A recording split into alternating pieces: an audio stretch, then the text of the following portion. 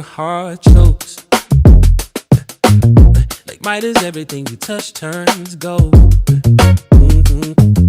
You dance in the hallway like nobody's told. You say my name so softly, like it's a little word. Yeah. Every time you're near me, all my doubts get blurred. You take my day, turn it bright, brand new. Every look you give says I choose you. I get you more than anybody ever could. You get me. In a way I never understood. In every little smile, every little move you do. Ooh, baby, I don't need a reason. I just know. I just know. I get you. Yeah, it's all about your dreams, eyes wide, shining clear. And you tell the wildest stories I could listen for years. And you roll your eyes and kiss me when I'm stubborn and proud. You pull me back to center when my thoughts get loud. You take my fear, turn it into truth. Yeah. Every time you touch me, I remember you. I get you. More than anybody ever could. You get me, yeah. In a way I never understood. Every little smile, every little move you do. Ooh, baby, I don't need a reason. I just know. I just know. I get you. When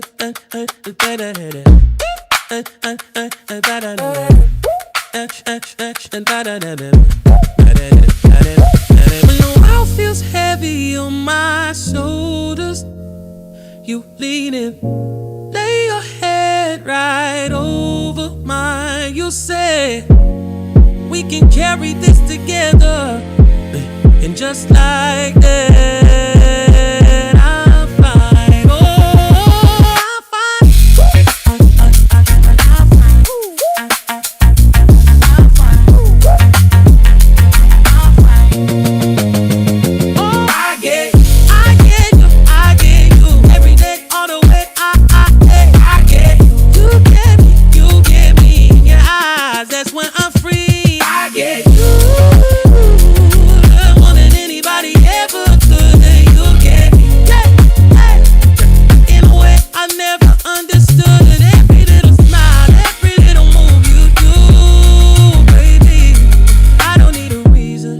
I just know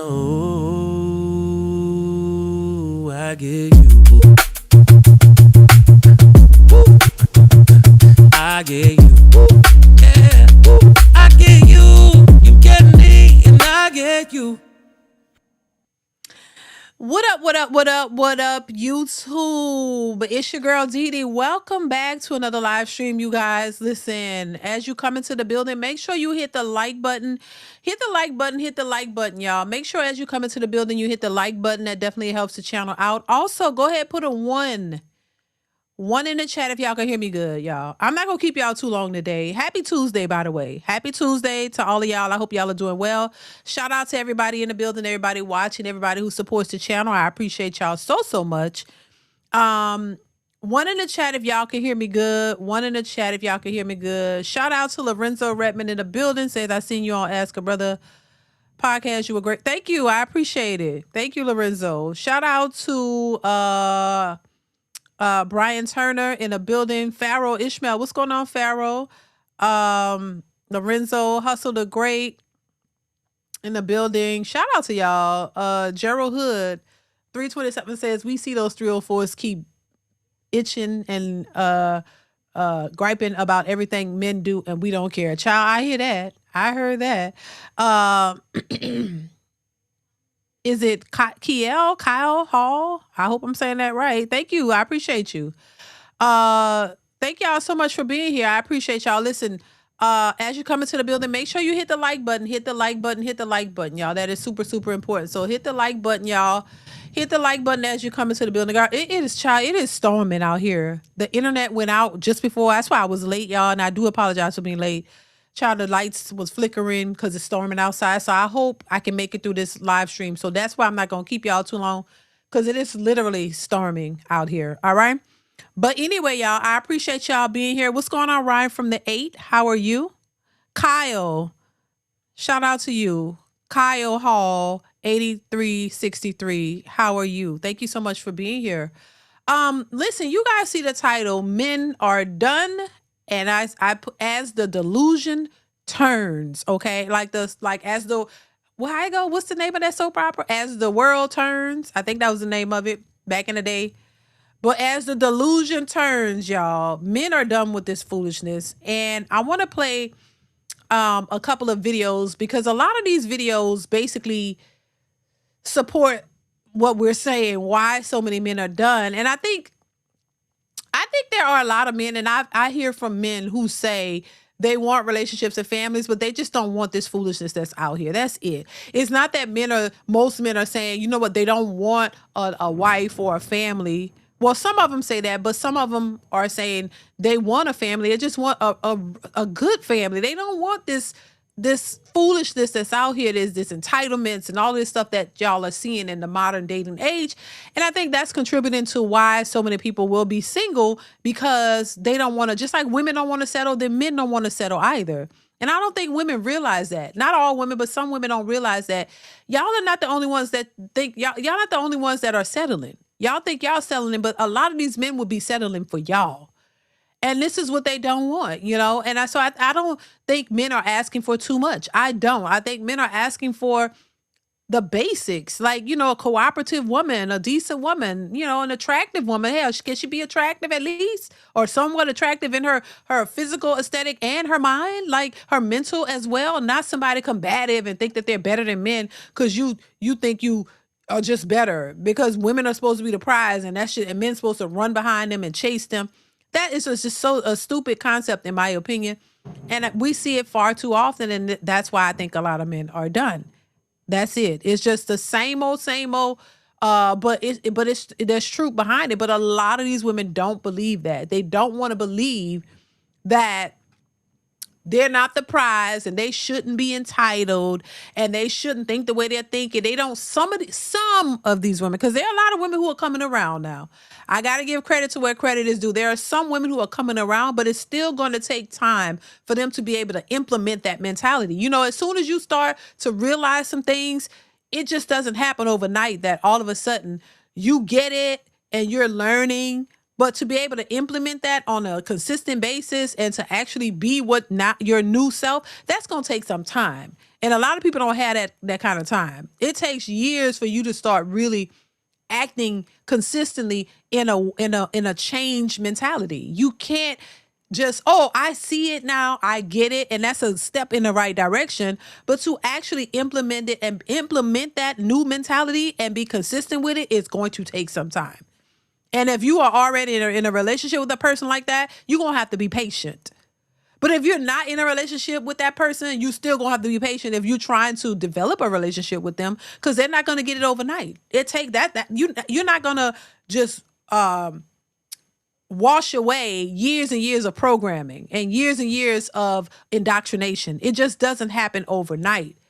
But, you know, for the people who are getting it and slowly starting to implement it and learn it, that's great. That's progress. But it's not going to happen overnight. So either you're going to have to be patient with the woman who is actually or a man or whoever it is who is actually willing to, listen and start to do things in a better way or move in a different way. It's just going to take time. It's not going to happen overnight. So either you're going to be patient or you don't have to be. Some people just don't want to deal with it. They don't want to deal with somebody who's trying to get there. The same way women like to say they don't want a man. They don't want to build with a man. They want a man that's already built.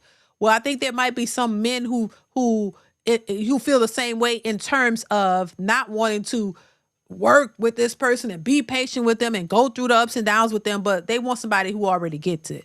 So if men are thinking that way, women should understand it because they kind of think the same way. I think a lot of men and women are on the same page as how they're thinking when it comes to certain things. It's just, I think a lot of women are more delusional in their way of thinking, and the things that they are practicing or the things that they are following is just not helping them to get the type of men that they want or any man at all. Because whether you a rich man, an average man, whoever, most men typically think the same. Most typically want the same things out of a woman. And so it doesn't matter where you stand.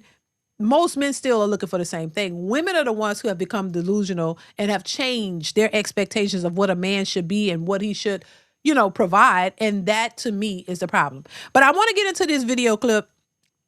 Basically, you know, it's showcasing part, because it's always part of a reason. There are multiple reasons why men are moving away. They're moving, why men are walking away, why men are tired of the foolishness, why they're feeling like they're better off by themselves because of the foolishness that women have put out there and the things that they say and the mentality that's also applied. That they just it's all out of whack, in my opinion, for the lack of better terms.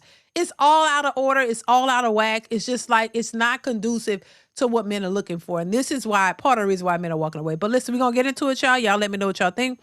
Make sure you hit the like button on your way in. Y'all also support the channel via Super Chat or Cash App if you can. Make sure you support in that way. It helps the channel to grow, especially if you want your questions read or if you have any comments you want read. All right. So make sure you're supporting that way. But hit the like button. That helps the channel to grow as well. So make sure you're doing that, y'all. Let's go ahead and get into the clip. Here we go. If a woman asked you for money, it wasn't because she was broke or she needed her rent or anything paid for. It just was honestly because she didn't like you. Yeah, we can't say that we have a man anymore because that doesn't stop you guys. We can't say that we're a lesbian anymore because that turns you on. And if we don't say anything or reply, that doesn't stop you all either. But we know for a fact that asking for money will get y'all off our fucking backs. Like, I'm willing to be called broke by asking for money for you to leave me the fuck alone. If he says no to ever giving you money, it's like, oh, I didn't know you were having financial troubles. I'm so sorry. I didn't know. You need to tell me these things. Right? His ego a little bit. He says, no, that's not it. Oh, okay. Well, what's the problem? I don't understand. Play dumb. Hold on one second. Let me just get my quick thoughts on the first woman, because that kind of like just blew by. Girl, if these women act like men are chasing them down, they act like men are running down the streets. Oh, let me get her. They act like men are just running, chasing, like they ain't seen a woman in years. Like ain't no man doing that. Y'all, why y'all talk like the men are like you ain't seen a woman in years? Or what woman? Let me go. Leave you the F alone. Like these men are. I don't believe men are chasing, mowing you down like that. No, you don't. They don't even be. I mean, if this woman was just so gorgeous, and they not getting mowed down. But I mean, they be talking like men are just running them over, trying to get to them and just won't leave. Like, all you got to do is say, look, I don't want to be bothered. And I'm pretty sure they'll leave you alone. It's not like you're that special. They act like they are a rare breed or something. Like men ain't never seen women before. Like, oh my God, let me chase her down. Like, no, because y'all will call the police. What you mean? If you really want them to leave you alone and if it's that serious, all you gotta do is call the police and say this man is harassing me. That'll pretty much do it. But this is why I call cap on these types of conversations or comments, because come on, ain't nobody chasing you like that. Shit. Let's continue. That doesn't work. If he says no, you're spending too much. Like, oh, I didn't know that you had a budget. Then he'll be like, okay, say, okay, well, don't worry, I'll find another way. When you say I'll find another way, that means you getting ready to get into some mischievous happenings, and he'll just go ahead and give it to you. Okay, smart. All right. Don't even be mad about it. Be so confident that you know where to get this money and stuff out the way that he's worried. It's like, oh, play stupid, play dumb, then act overly confident that you can get somewhere else. Like, it ain't no big deal. I'll say this, and I know I'm gonna get. Yeah, I think that lady there, and with all due respect, she is batshit crazy. She's a little cuckoo. And the advice that she give women, I say this all the time, is horrible. It's horrible advice. I wouldn't advise anybody to listen to what she's saying, because it's not good advice. It's just showing women how to finesse men. And I think that's a very slippery slope and a very dangerous game that if you choose to do that you're playing, because a lot of men aren't going to tolerate that type of foolishness. I wouldn't tell my daughters to go out and try to finesse men and manipulate them. You know, I say this all the time. Women do a lot of the things that they complain about that men would do. If a man was manipulating or using a woman for her finances or for her body or whatever, these women they would cry a river, and it would all be on social media, all over the news. Talking about this is what if men were out here teaching, and I said this in the video too, if men were out here teaching other men how to manipulate women and mess them over and take advantage of them, baby, it will make the news. They will talk about, oh, there's a growing number of men who are teaching other men how to manipulate women. Let's talk about it. It would make the local news. But these women are literally telling women how to manipulate and finesse men, and nobody bats an eye. Nobody cares. I just think it's ridiculous that could happen and nobody is alarmed, or it doesn't make the news or anything like that. It's unfortunate, but once again, this is not something you would want somebody to do to your son. You wouldn't want somebody to manipulate your son. You wouldn't want, you wouldn't want that for your son, but you would tell other women to do that to somebody else's son. Is insane to me. Anyway, let's continue. Like, a lot of people gonna say I'm a lot of pick me energy for me, but I think it's funny that from my experience of seeing, a lot of women expect a man to pay all those expenses and live at home with their mama. Don't got a car. Yeah, that's definitely got a minimum wage paying job, and be mad when a man don't want to provide them $3 for them to get their hair, nails, and feet done. It is dangerous to teach young women, especially young women under the age of 28, to be asking men for money, to require and expect money from men. It puts these young women in precarious situations. Most young women have not developed enough life experience, wisdom. The frontal lobe is not even developed. And so these attitudes I see a lot of older women espouse around men should give you money. Your existence, your beauty is value enough for that man to pay you. If he's not giving you money, then what's his use? That's problematic to teach the young girls, because most young girls do not have the experience to navigate men who are using money to manipulate them, who are using money to access their bodies. Because that's what this comes down to. Let's just keep it very frank. Okay? If you're not getting married, that man is trying to access your body. It's just sexual attraction and it's gratification. The reason why he's taking you to that restaurant, the reason why he's paying for your shoes or your hair is to access your body. Period. It always leads back to him accessing your body. And even if you do get married, you've just become a woman who signed a contract where now he is expecting your body. And if you're religious, you might well believe mistakenly it is by God's design and it is your wifely duty to give your body and not deny your husband. So either way you dice this, it's about getting access to your body. And I feel very strongly whenever I talk about the fact that women should not be relying on men for money, you should not be asking men for money. I think you missed the point here, that I am often thinking about the young woman. Because I'm sorry, I will say it again. I do not believe that every woman who receives money just because from a man is not doing something in exchange. And if you are a woman who's managed to master that kind of interaction with men, I'm pretty sure you're not a 22-year-old. And that still comes with risks. When you teach young women to be able to call another young man, because this is the other thing, are they calling a 22-year-old boy and saying, give me $5,000 or pay for my hair? Because if they are, that's not a good practice. It's not something we should be encouraging. And I think 22-year-old young men shouldn't be doing that either. They shouldn't be paying for girls' rent. For what? They're young people. What are they doing? Going to the cinema, going on a date. This is not serious relationships anyway. So why should a young man be giving that kind of money to go on a date with a young woman? Let them go and have popcorn at the cinema. Keep it simple. That's the stage of life they're at. So then who is this 22-year-old, 25-year-old woman actually asking for money from? Hard, cold cash. It tends to be older men. That comes with its problems. And most of these young girls do not have the life experience to navigate those situations and come out on top. They don't have the experience to navigate that situation and not give off their body unless they want to, or not feel like they have to, or they should. Even when the man is asking for that access, he's edging for that access to your body. Not all of these girls have the skills to not end up in those situations. This is why it's dangerous overall to assert that women asking men for money and expecting money in the dating stages in particular is a way of righting the wrongs of patriarchy. Not for every woman. You actually become more of a victim to misogyny, predatory behavior, and patriarchy. This is why we need to think about the day-to-day realities of these power dynamics that exist when women are looking at men and asking men for money just because you're beautiful. I'm sorry, if you're an older woman who's managed to crack this, fine, keep it to yourself. If you're a young woman, be very wary of taking that advice. Get your own money. Get your own money and interact with men on a level where you are a peer, where you have power and leverage because you've got your own money. And then you get to decide how much of yourself you give to that man or not.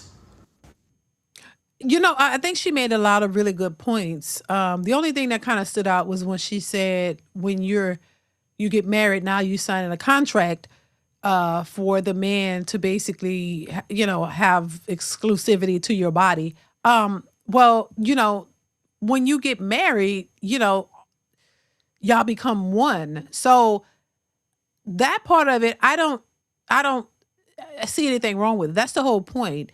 A lot of these women are out here trying to finesse men out of money without thinking that they're not going to be held responsible to give their bodies to these men. But then you have women who understand that this is a part of it. There are women who understand that, hey, if I want a Birkin bag from this man, or I want a expensive dinner, or I want this, then I know that I'm going to have to give out. Some women already know that and they're willing to do it. Others aren't. There are, all of this exists at the same time. There are some women who are out here getting these things and they're not putting themselves out there, but they know eventually the man is going to grow weary of providing all this stuff for them without actually, getting it what he wants. Eventually he's going to want that. And I think that's all of it, is you putting yourself in a precarious situation and putting yourself in a position I don't think any woman should be doing, young or old.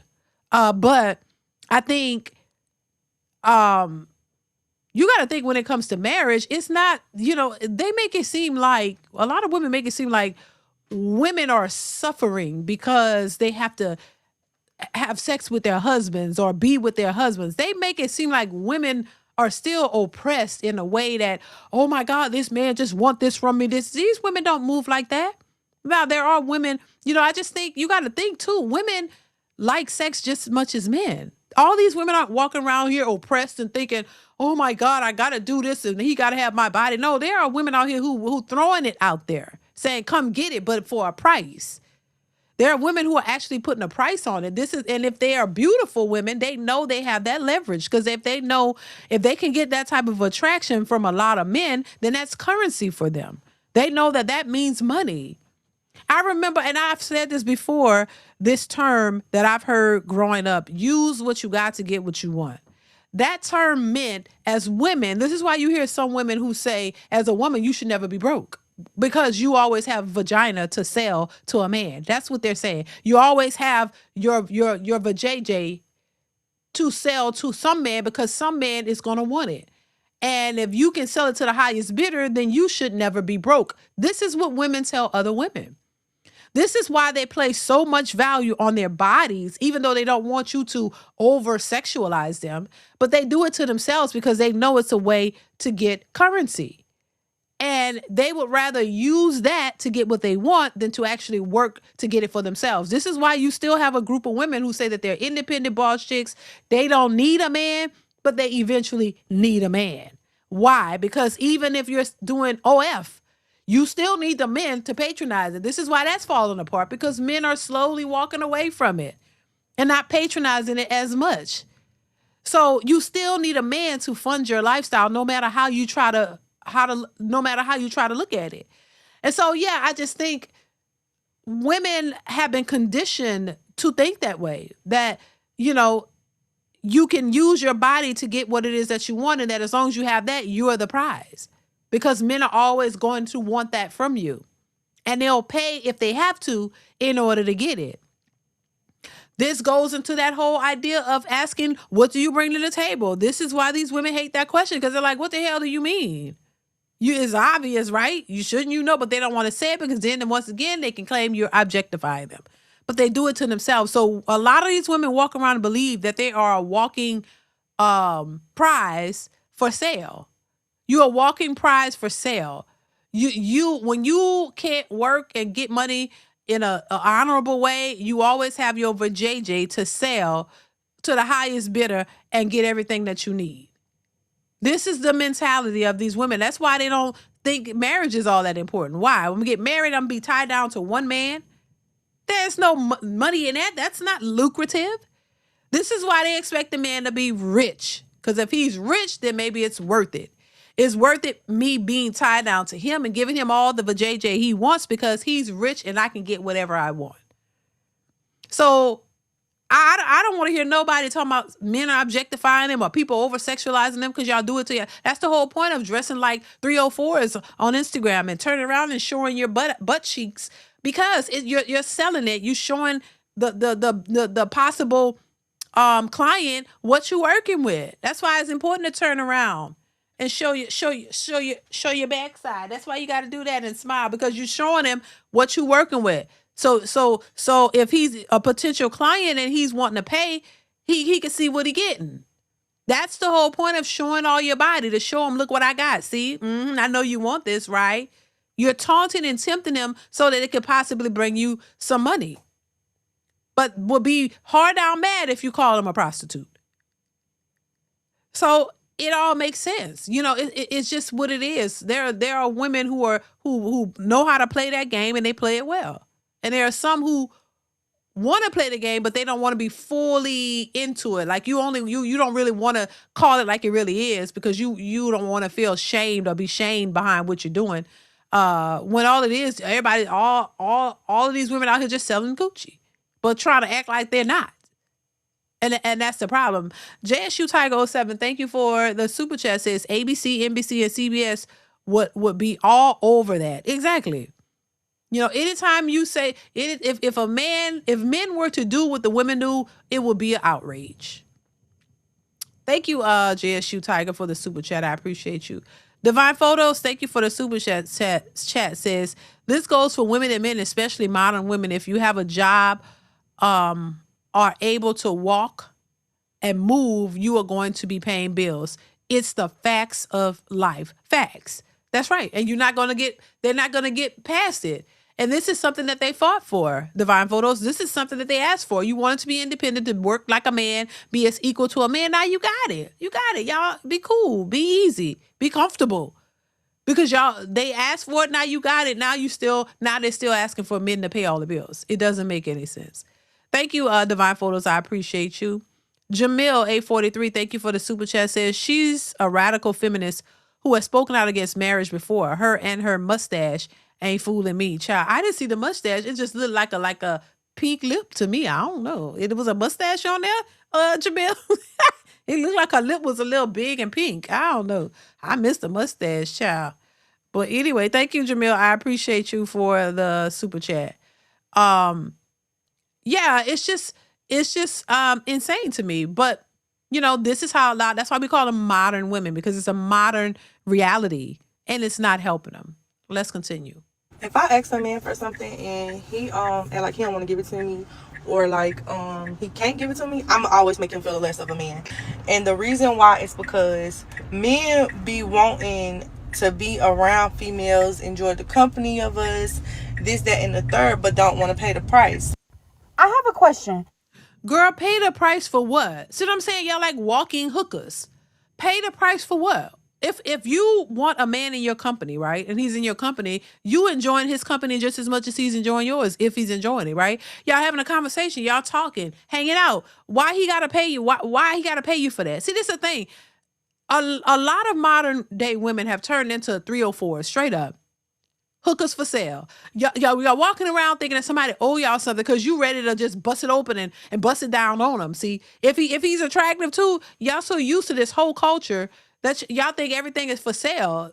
Why can't a man can't even have a conversation with you without you asking for money? Why? Because you're so used to this trick and hold type of situation. You don't even know how to just sit down and have a conversation. Your time is money. Well, why aren't the men charging y'all?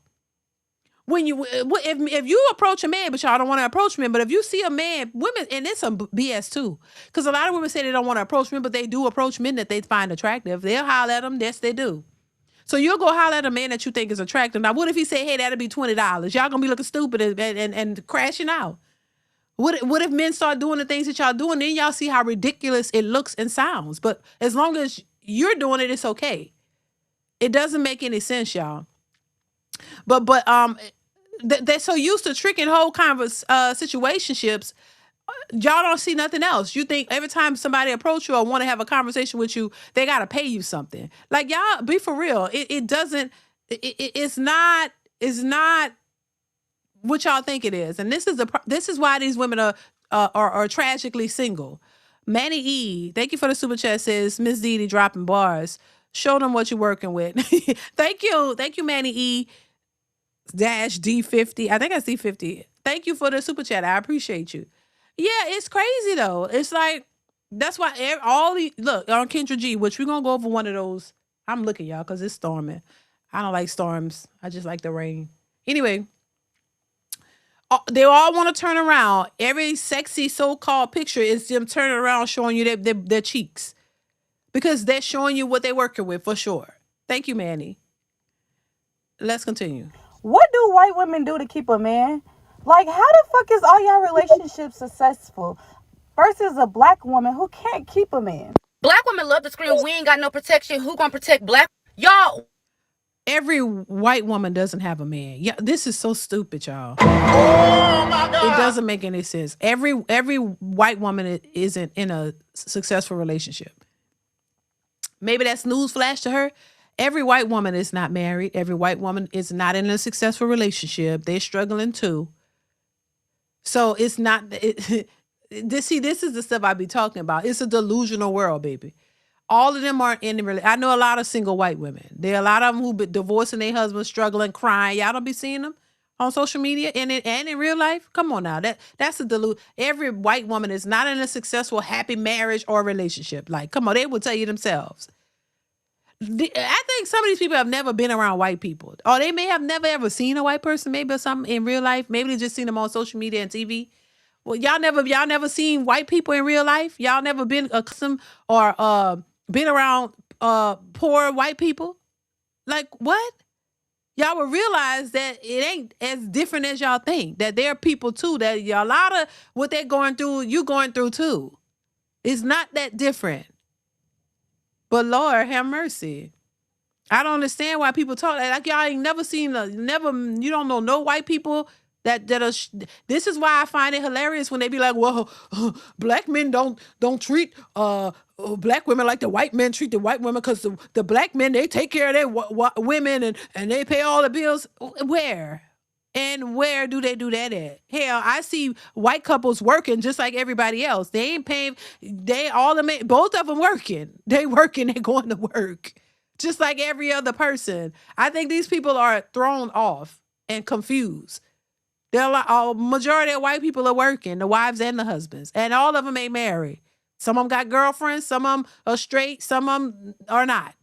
Like, what's wrong? Lord, let's continue. When people try to protect black women, they end up fucking dead. Y'all heard about that girl who got her 2 brothers killed because she called them over to the house when her and her nigga was getting into it, and they go over there to protect her. They end up getting unalive.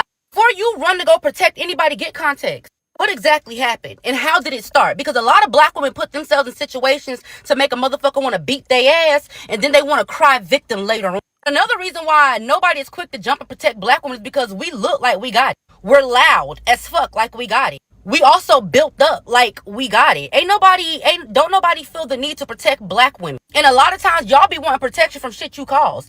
If you learn to shut the fuck up, maybe other people won't handle you aggressively. But a lot of black women are very aggressive out in public. So the energy you give is the energy you're going to receive. Maybe if you be more dainty, and I see the girls are now trying to be whimsical now, actually be whimsical and not just look whimsical, maybe somebody will want to protect you. When it comes, you know what? I gotta give her some, because she's absolutely right.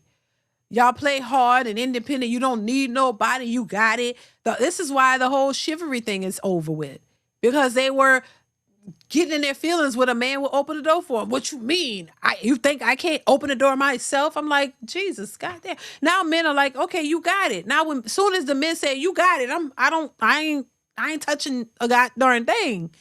I ain't trying to open the door. I ain't opening your car door. I ain't giving you no flowers. I'm not doing a goddamn thing. Soon as you do that, why aren't the men? The men ain't like they used to be. Men used to open doors, and men used to do this, and men shut the hell up. Oh my God. The men are tired. Like, I would be confused and dazed and tired too. Like, what do y'all want? It's a confusing thing sometimes. I think in some cases, women are very confusing. You want one thing, then when you get it, you don't want it. It's the nature of women. Women do this all the time with a lot of things. You want something, but then you get it, you want it in a certain way. That ain't good enough. Now you want something else. It's never ending. So I honestly would say I'm not surprised that men are tired and walking away and done, because who gonna keep dealing with this psychological foolishness? Who's got the patience to do that? Everybody don't have the patience to deal with these psychologically unstable women, but then always want to talk about it emotionally stable. Y'all not emotionally stable. Y'all are all over the goddamn place. A lot of these women are batshit crazy. That's why I say that, because they are. And it might sound harsh, but it's the truth. You're confused. You're lost. You're going back and forth, and then you want a man to sit here and deal with that? Any man will get tired of that. And he got to have a lot of patience and really want to be with you to deal with that foolishness, because after a while, anybody going to get tired. You can't blame them. You want something, you get it, and then you don't want it. And then you complain about not getting it. It's a never-ending cycle of batshit babble is what I'm going to call it. Oh, my God. That's what it is. A never-ending cycle. This is why people are making videos saying now you could never please a woman. You will never make her happy. You will never make them happy. They're going to always have a problem. And there's a lot of truth to that, because women are constantly, they call it evolving, but it's not evolving. It's just a circle of BS. It's just a circle of BS just repeating itself. And it confuses them too. And this is why a lot of women be stressed out, losing their hair, confused, don't know which way to go, left or right, crying all the time, emotional. Why? Because you stressing yourself out. I told this to my husband one time and he laughed, and I'm like, you know, how I know when I'm talking too much? Because I start getting a headache. He laughed. I'm like, maybe that's my own internal way of shutting the hell up. You know, letting myself know when to shut the hell up. I have my own corrector. Like, when I start talking too much, my head start hurting a little bit. Now, maybe I need to go rest or something, or take some Tylenol, or, you know, but shutting the hell up usually calms it. I'm just saying. I'm just being honest. When I shut the hell up, the headache goes away. And I'm not even bullshitting. I'm dead ass. When I shut the hell up, the headache goes away. So that's for me to shut the hell up. That's when I know I'm talking too much, probably talking too loud sometimes, you know, getting my point across, you know how we get overexcited about it. And then my husband usually tells me, I heard you. You said the same thing 3 times. And I tend to do that. See, I acknowledge my crazy, so I can and now I have an internal button that lets me know when I'm talking too much. Because normally I would ask my husband, I'm talking too much. He was like, no, but probably mean yes, but he won't say it. But it's like, I know, because then my head start hurting, and I shut the hell up and move on. He heard what I said. He listened. It was clear why I keep saying the same damn thing over and over and over. It's a thing. It's a pattern. And if y'all listen to my videos, I tend to do that. So I'm aware of it sometimes, but I just, you know, I gotta realize when I'm saying too much, saying the same thing, the man heard it. You don't have to keep repeating it, you know. But we do that, and I think that's why it's so important to know thyself, learn yourself, learn your things that you do, and stop focusing on the man. Let him figure out his own issues while you figure out yours. Stop trying to point the finger, because you got a lot of issues with you too. It ain't that the men are always messed up. You are too, but you keep saying, oh, it's the men. No, when you got a lot of stuff he could point out. And one thing I noticed about certain men, they don't like to call you out. Men don't want to ruffle the feathers a lot of times. They don't want to be rude. They don't want to do that. But a lot of times they need to do it to let you know where you stand. And it doesn't have to be in a mean way. I say this all the time. My husband showed me myself. He wasn't afraid to tell me, look, you know what? You called me out on some stuff that you do too.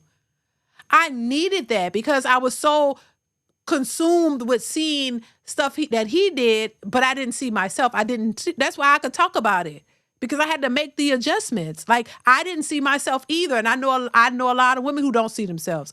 So you have to do the work to look at yourself and start to realize, dang, he's right. If I had somebody sitting down telling me all what I'm doing wrong all the time, I couldn't deal with it. And a lot of things that we do to men, if they did it to us, we couldn't handle it. That's why they don't do it. They know it. We couldn't handle it. We'll lose our minds.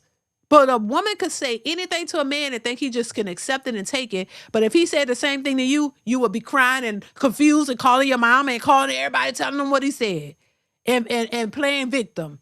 Like, it's just a lot with women. And, we can't put everything on your nature, because right from wrong.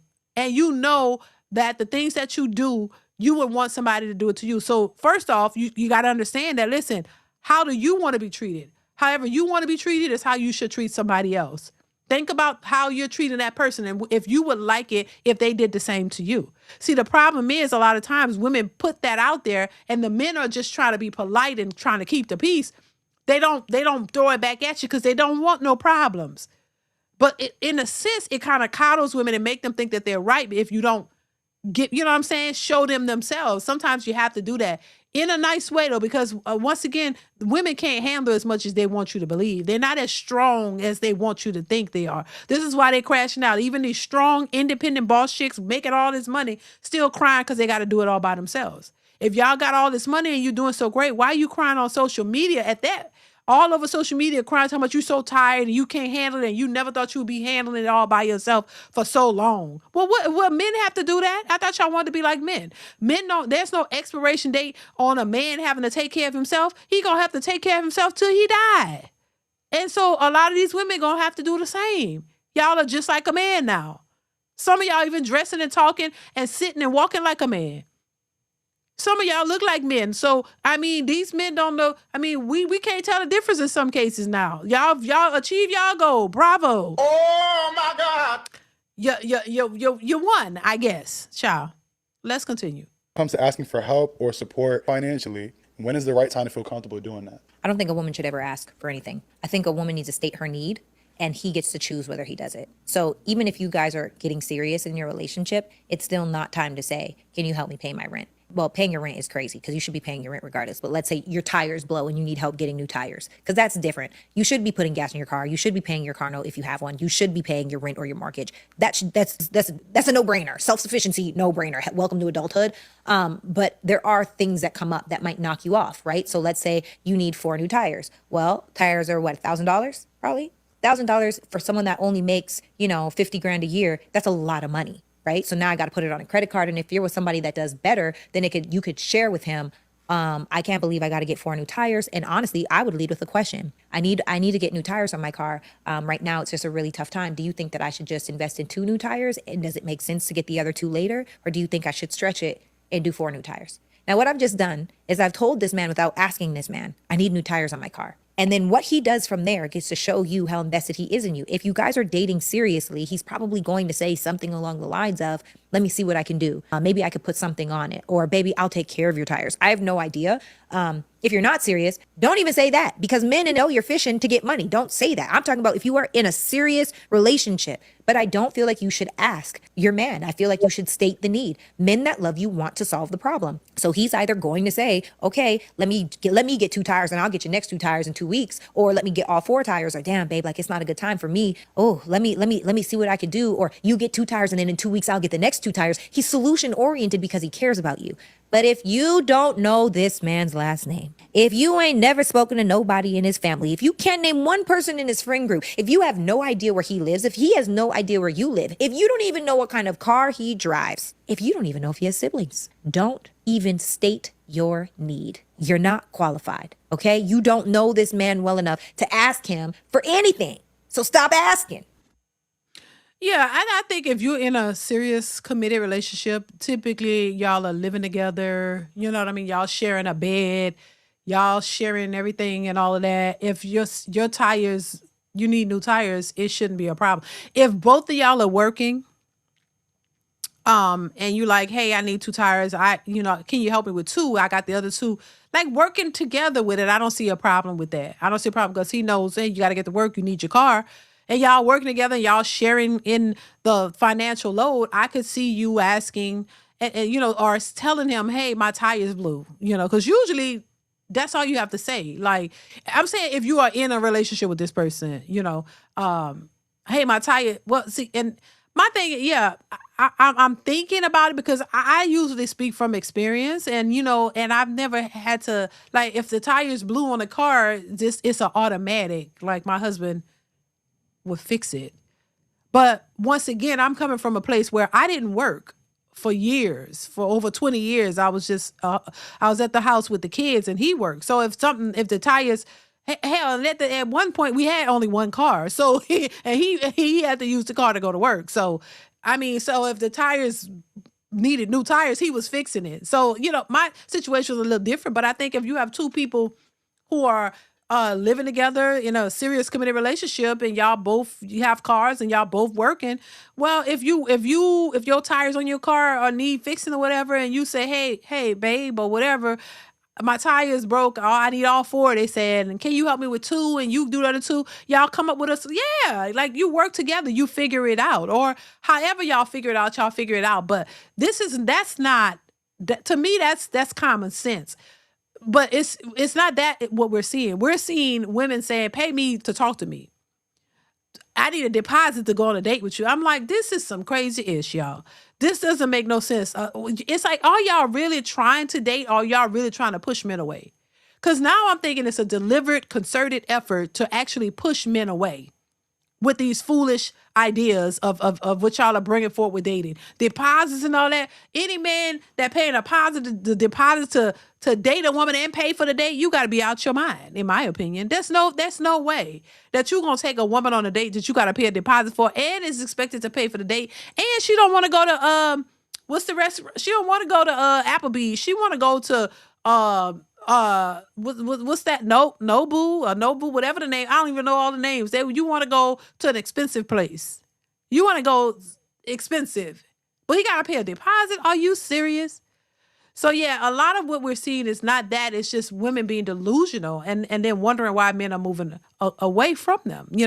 Pharaoh, what's going on, Pharaoh? Thank you for the super chat. Says that's why our brothers need medals, not for giving a F any more about these sisterhood hyenas. They need to continue to invest in different types of yams, child. Oh my God. Thank you, Pharaoh. I appreciate you once again for supporting the channel. Thank you, bro. Yeah, I just think it's insane, y'all. And it's not getting any better. And once again, but a lot of the women are still complaining. And now it's to the point to where it's like, oh, we're done. The men aren't trying to do this and the men aren't trying to do that. And, we just out here, we're looking, I've heard women say they're looking for their husbands and they don't know where to find them. They don't know if they're going to ever get a husband. And these are 40-plus-year-old women, 40, 50-year-old women who are out here saying that they never thought they would be in this position. And at this age where they don't have no husband, no kids, none of that. But they're successful women in their fields and their careers and stuff. So you put all of your eggs in that one basket of your career, and you didn't think about having a successful relationship, marriage, and a family. And so by the time you get to your 40s, hitting those 50s, now perimenopause and menopause is getting ready to happen. So now you really are to a place where, having kids is not going to be optimal for you. And you can adopt and do all of that stuff, but who wants to really do that by themselves, And there are women who choose to do it, but every woman is not in a position financially to just, raise a child by themselves. I just watched a video of, what's her name? I can't forget her name right now, but Ebony K. Williams talking, and I'll probably react to that video as well. Ebony K. Williams talking about, the whole bus driver thing and, the fact of her choosing to be a single mom, and, she may have the resources or the finances to take care of that child by herself, but that one day that child's going to wonder where their father is. Well, where's my dad? Why I don't have a dad? And I said this before, and I just think do what you get to choose what you want to do with your life. But A lot of times people make the choices and then they complain about it because it doesn't yield them the outcomes that they expect. Because women have this warped mindset or reality of how they want things to go, but it doesn't necessarily play out like that. And that's for a lot of people. The things that you see sometimes for your life doesn't always pan out that way, and sometimes they do. But it also depends on the choices that you make and how you go about it. You know what I mean? So you may not always get exactly what you want, but you can get close to it if you structure your life a certain way. Not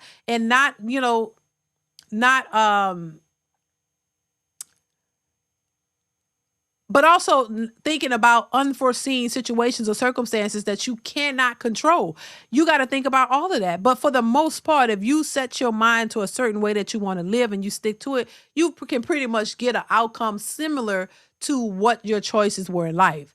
This is like single mothers who never thought about marriage, never thought about husbands, never thought about any of that, but they're out raw dogging and getting pregnant and never thought about how this is going to look, when the children start to get older. Everybody thinks babies are cute, which they are, but they're super expensive and they're time consuming. There's a lot of work that you need to put into a child to take care of them and nurture them.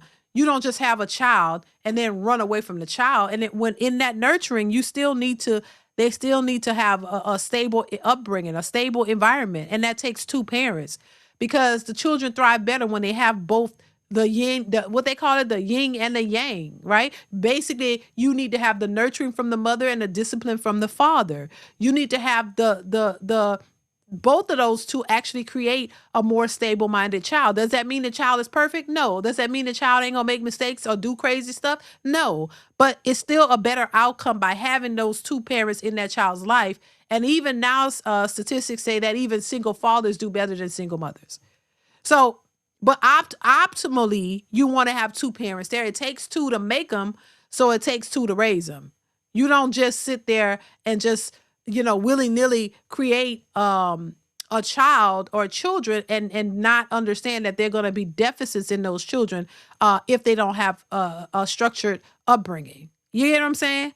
And so I just don't think a lot of people think about that. And they just think, oh, I could just do what I want. I can have I can have 4 or 5 babies by 4 or 5 men, and my kids are still going to be great. Now, while we can say, listen, as a woman who was raised by a single mother, yeah, I think that I turned out all right, speaking for myself.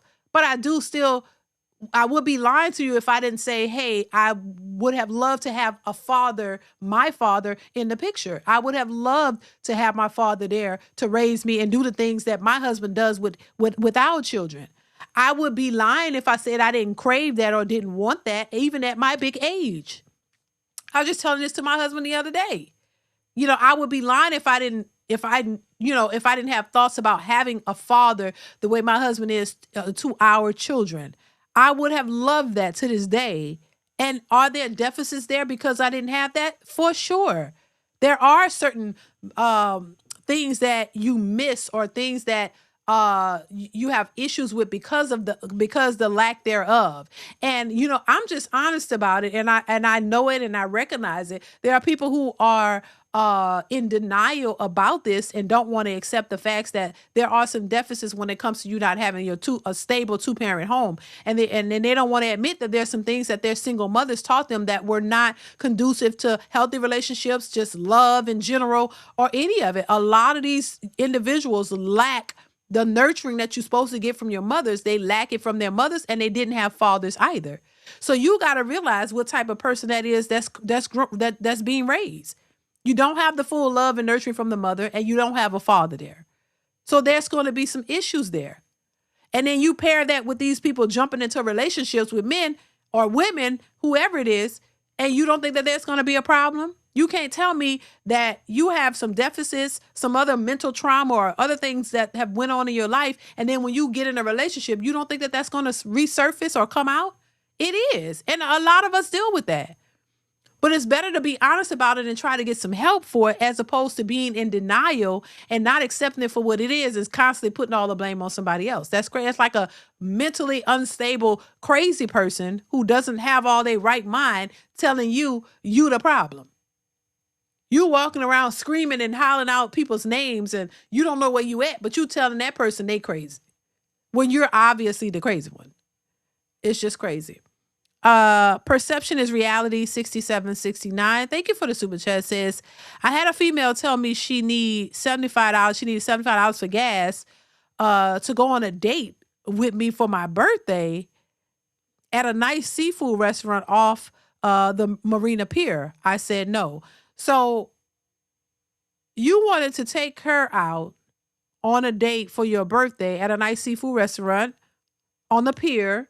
Sounds nice. Sounds gorgeous. Sounds nice. Seafood, yeah, they like seafood.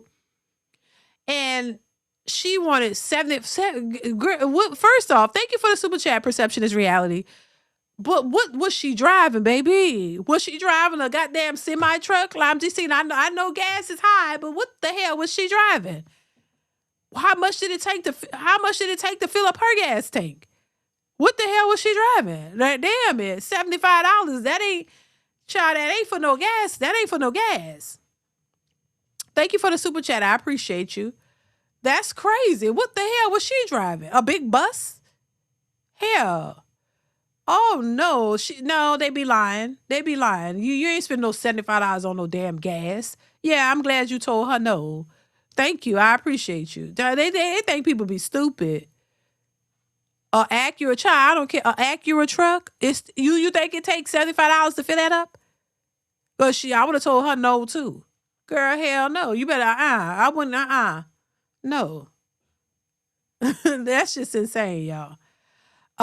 But they be thinking people are stupid. I'm telling you, they really think people are nuts. They really think you are just dumb and don't know no better, and this is why they try to do that to finesse men. But I don't think men are dumb. I think men are very smart. I think men realize the nature of these women, and this is why they don't want to deal with them. This is exactly why they don't want to deal with them, as you shouldn't deal with people like that. What's going on, Night Call 411? I appreciate you for being here. That woman was smoking. Wait, hold on. I got cussed out. You got cussed out by her? Child, that woman was smoking some serious crack rock. Oh, my God. What's going on, Eugene, still? How are you? Baby, child, army tank, right. Baby, if you gonna have to, it's hell. I would have told her, baby, I can't talk to you or date you until you get a smaller car, boo-boo. Ain't no, because who you think gonna be filling it up? Because soon as you get in a relationship with her, she gonna think you gonna be putting all the gas in there. Even though she have a job, she don't want to pay for it. That's why she was asking you. You gotta pay for her $75 gas, pay for the food, to see all that. No, I don't think so. You gonna have to get a smaller car, ma'am. Unless you already got 3 kids or something that you trying to put in there, because that's another thing too. You got a big car, you must have a bunch of children. I don't know, but that was a red flag. I'm just saying, glad you told her no, because there's no way. I would have told her to $75. Girl, click buy, or, oh, no, thank you, ma'am. You have a nice day. No, that's all right. I go on that goddamn pier by myself. How about that? Oh, my God. I don't need a $75 add-on. Hell no. Oh, no. Let's move on, y'all. Hit the like button. Y'all, we got 140 people in here, 105 likes. Now, come on now. 35 of y'all, is that 35 of y'all need to hit the like button. Come on now. 35 people need to come on, type this in because y'all don't hear me. 35 people need to hit the like button.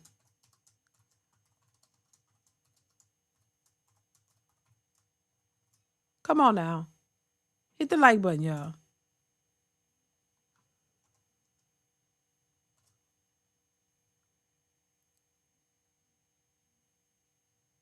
All right, y'all. So we're going to move on. I got another clip for y'all. I can't even see.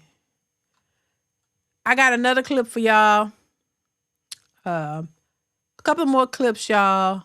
And we're not going to be in here for too long tonight, y'all. Thank you, Night Call. I appreciate you.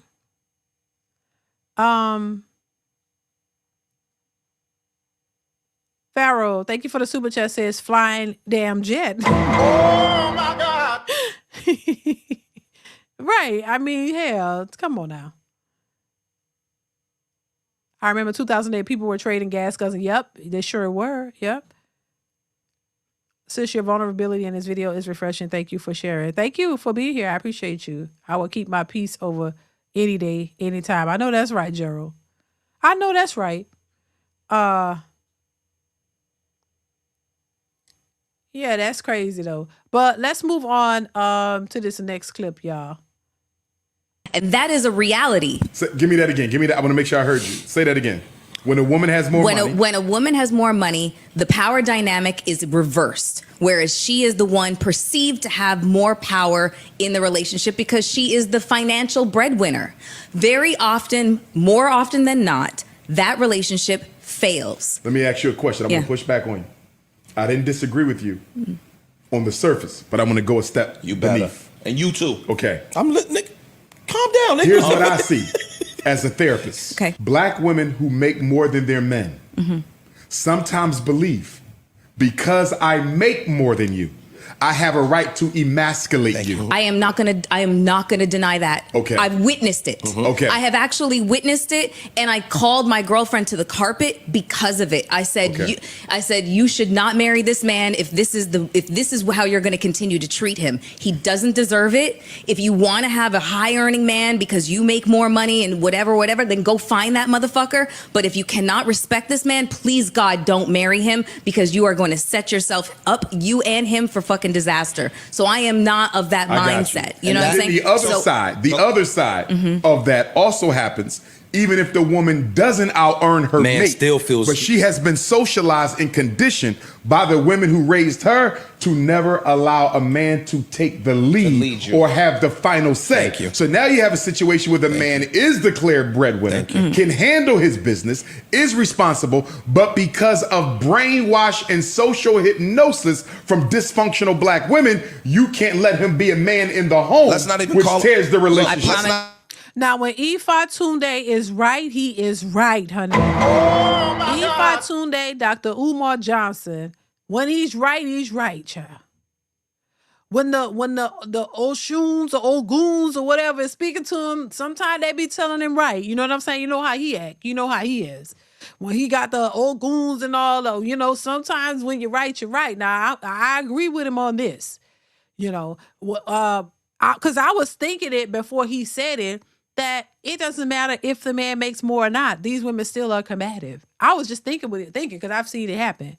It doesn't matter. That just goes to show they just use the idea of, oh, me making more, I'm gonna treat him funny. And if you can come out of your mouth and say clearly that if you make more money than a man, you're gonna emasculate. Because some women have said that you're gonna emasculate him, you're gonna disrespect him. Then why is the focus on the fact that you make more and not the focus on her issue, the fact that she has an issue? If you will do that, then that means you have the issue, honey. That means something is off with you. Why are they focused on, well, I need a man to make more because if not, I'm going to do this? But ask yourself, why? Why do you think automatically if you make more than a man that you're just going to mistreat him? Wouldn't that say that she needs some fixing? That you need to reroute your way of thinking, that something is off with you? Because money shouldn't be the reason why you disrespect the person that you say you love. So if you're doing that, the problem is not necessarily him in that area, it's you. Because it shouldn't be, oh, because I make money to him, I'm going to disrespect him and treat him bad. You got a problem, baby. Sis, the problem is you. That shouldn't be the way you think. That means something is off with your mentality, how you think, how you move. And this is why you end up single, because you think that money is the end all be all of a relationship. And if you make more, it gives you the power. Women want the power so bad. You get the power, and now y'all got the power, the ones who believe they had the power, and you had the power all by your goddamn self. So you're in power by yourself. You ain't got no power over nobody. You got the power within yourself. So you get to exercise your power all by yourself. And they don't want that either. So, yeah, it doesn't matter about the money. The money is just one way to kind of justify that behavior. No, because even when they make more, they still do it. Last OG 313 says she was driving a Millennial Falcon, child. Oh, my God. For that $75, right. Thank you, last OG. I appreciate you. Yeah, for $75, she must be driving something that was crazy. Perception is reality. Thank you once again for the super chat. It says, my friends and family married overseas wives told me part of the reason they don't want to move to the U.S. is the misandry, dislike for men. It's toxic, right? And that's similar to what a lot of men are choosing to do nowadays. Perception is reality. A lot of men are going overseas. A lot of men are going over there for the exact same reasons, or trying to find more reasonable women, because the women in the West all seem, not all, but a lot of them seem to have this mentality, this modern way of thinking. They're thinking, no, they don't need a man, and if they get a man, he has to be everything that they desire him to be, and if he's not, they don't want it and they won't settle. But then they're forgetting that they need to work on themselves, that money shouldn't be the only factor that contributes to a healthy relationship, or money shouldn't be the only criteria for a healthy relationship or a good man. And I think this is where a lot of women are missing out. And a lot of women will be single because of this very same thing. They only thinking of money.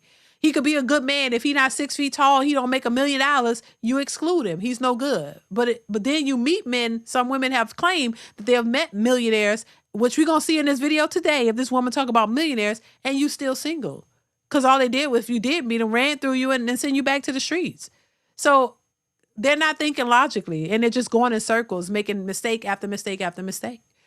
Thank you once again for the super chat. I appreciate you. Last OG says feminism lied to the ladies, for sure, 100%. And I've said that on this channel too. Last OG 313. Thank you for the super chat. I appreciate you. Certainly have hoodwinked them, lied to them, set them up for failure, and left them hanging in the dry by themselves. Because now that's what's happening. Now they're dealing with the consequences of those actions, and they don't like it. And now you're trying to force men to be what you need them to be after all of that. After all of these changes, all these decisions, all of this foolishness that y'all accepted, now you still want the men to turn around and be traditional men. When men were traditional and wanted traditional women, y'all didn't want it. You didn't want to be a traditional woman. You fought tooth and nail not to be in the households, not to be relegated to just a kitchen and a bedroom. You didn't want that. Now y'all are working, you got your independence, you got your freedom, y'all boss chicks, y'all doing y'all thing. Now you don't want to do that. Now you're asking for men to pay all the bills. I can't. Oh my God. Y'all can't win for losing. It's the stupidest thing ever, y'all. I'm sorry. It's the dumbest thing. I can't wrap my brain around it. You wanted the independence. Now you got it. Now you don't want it. Just now you ask, I want men to pay all the bills. My money is my money and his money is for the bills. Like, no, your money was for you to be able to take care of yourself, because you didn't want to be in a position to need the man. You didn't want to be in a position to just be relegated to raising the kids because that was boring. You want to be outside, and now y'all want to take all these trips 24/7, which I could never understand. You know, even people with money don't take all them goddamn trips. Oh my God. You have money, they have money. You plan your vacations out. They still gotta work. Just because you don't have a 9 to 5 don't mean that you're not putting in work for your businesses or whatever you got going on. You still have to oversee things. You still have to work. You still have to plan. You still have to budget. Because you want to keep your money, not end up being broke. If you're jet setting every weekend and jump up 9 in the morning, like this lady said, she don't want a 9 to 5. She just want to, if she want to go to Dubai, she jump up and go. Like, y'all going to be broke. Then you're going to be needing a man because you can't pay for your bills by yourself. Like, it's just the dumbest thing. It's the dumbest thing. People with money think totally differently. They want all types of discounts. Rich people want discounts. Because people think that, and the people who's struggling to be rich spend all their money on bullshit. The broke people spend the most money on shoes and clothes and all of these things. Y'all got to have the name brand top everything, spending wasted money. And the people with money don't even do that. A lot of people with money don't even get these phones every year. They don't even upgrade to new phones every year.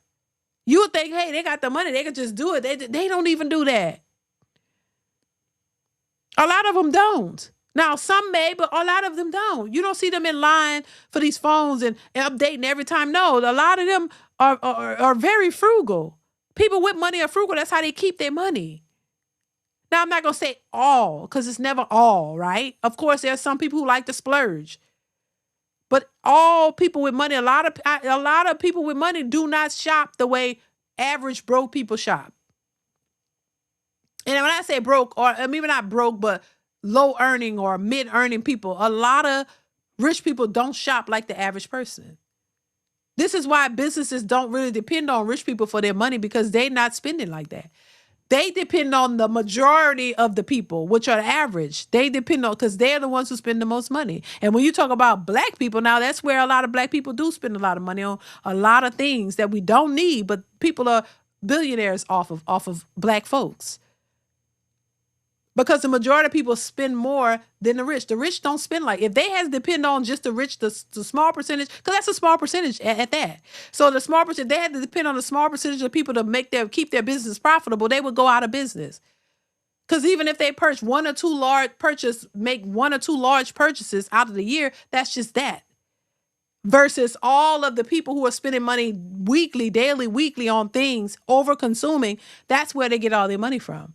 So yeah, it's just, yeah, right. You ain't gonna stay rich blowing your money. They spend their money very wisely, the majority of them, and they have certain times when they spend money. So they're not even just sitting and taking trips all these times and stuff. I don't know where these people, they think that, once again, these people think that that's something special.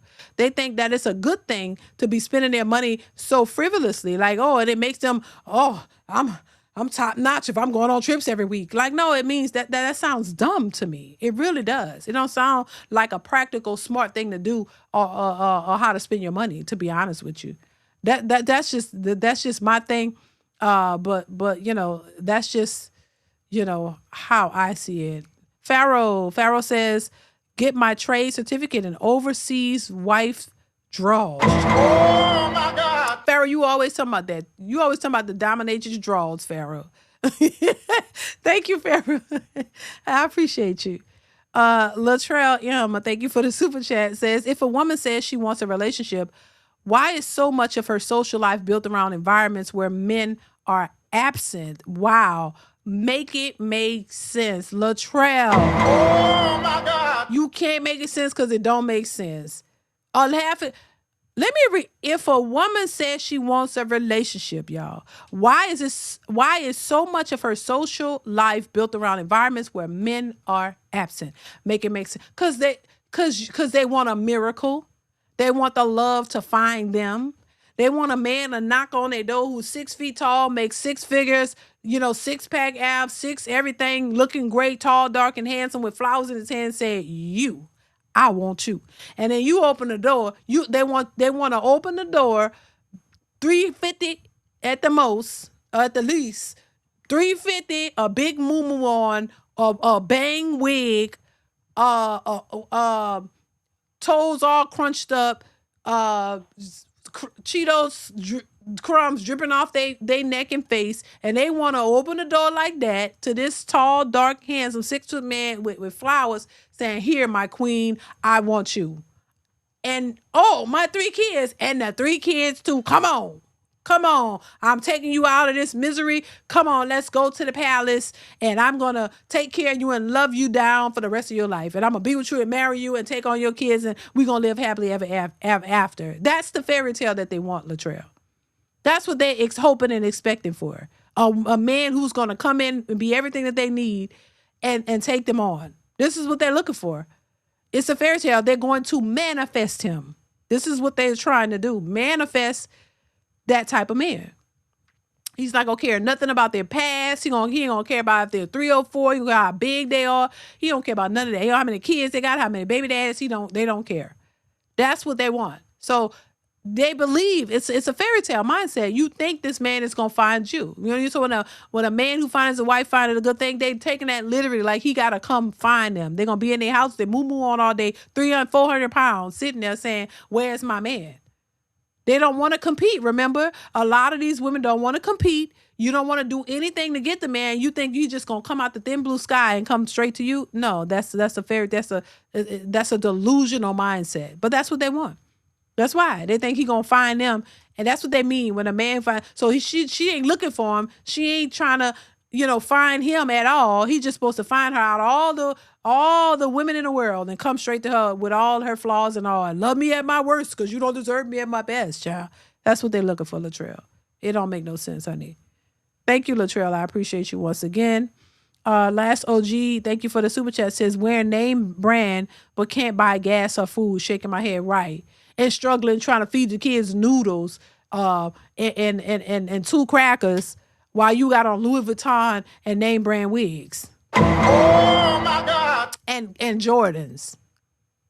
You know, Jordans, look, me and my husband what was this for? Was it for anniversary? Was it an anniversary? For some holiday or something. Me and my husband have matching Jordans, right?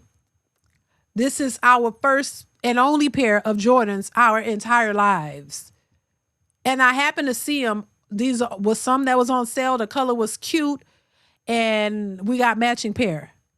Only pair ever in life. It's not that serious. And it's not, and probably be the only pair. It's not, and these were on sale. And so I thought they were cute and I wanted us to match. And so we got them. But that's it. There are people who buy these things every time a new pair comes out in line for the release of these shoes. And at least, I mean, I guess the cheaper pairs are somewhere like 200 or something. I don't know the base price of them. 200 at least for new ones coming out or more. And they're getting these things every time they come out and living in the projects, living in the hoods, don't have, no savings, don't even have they say most Americans don't even have $500 or $500 to $1,000 in savings.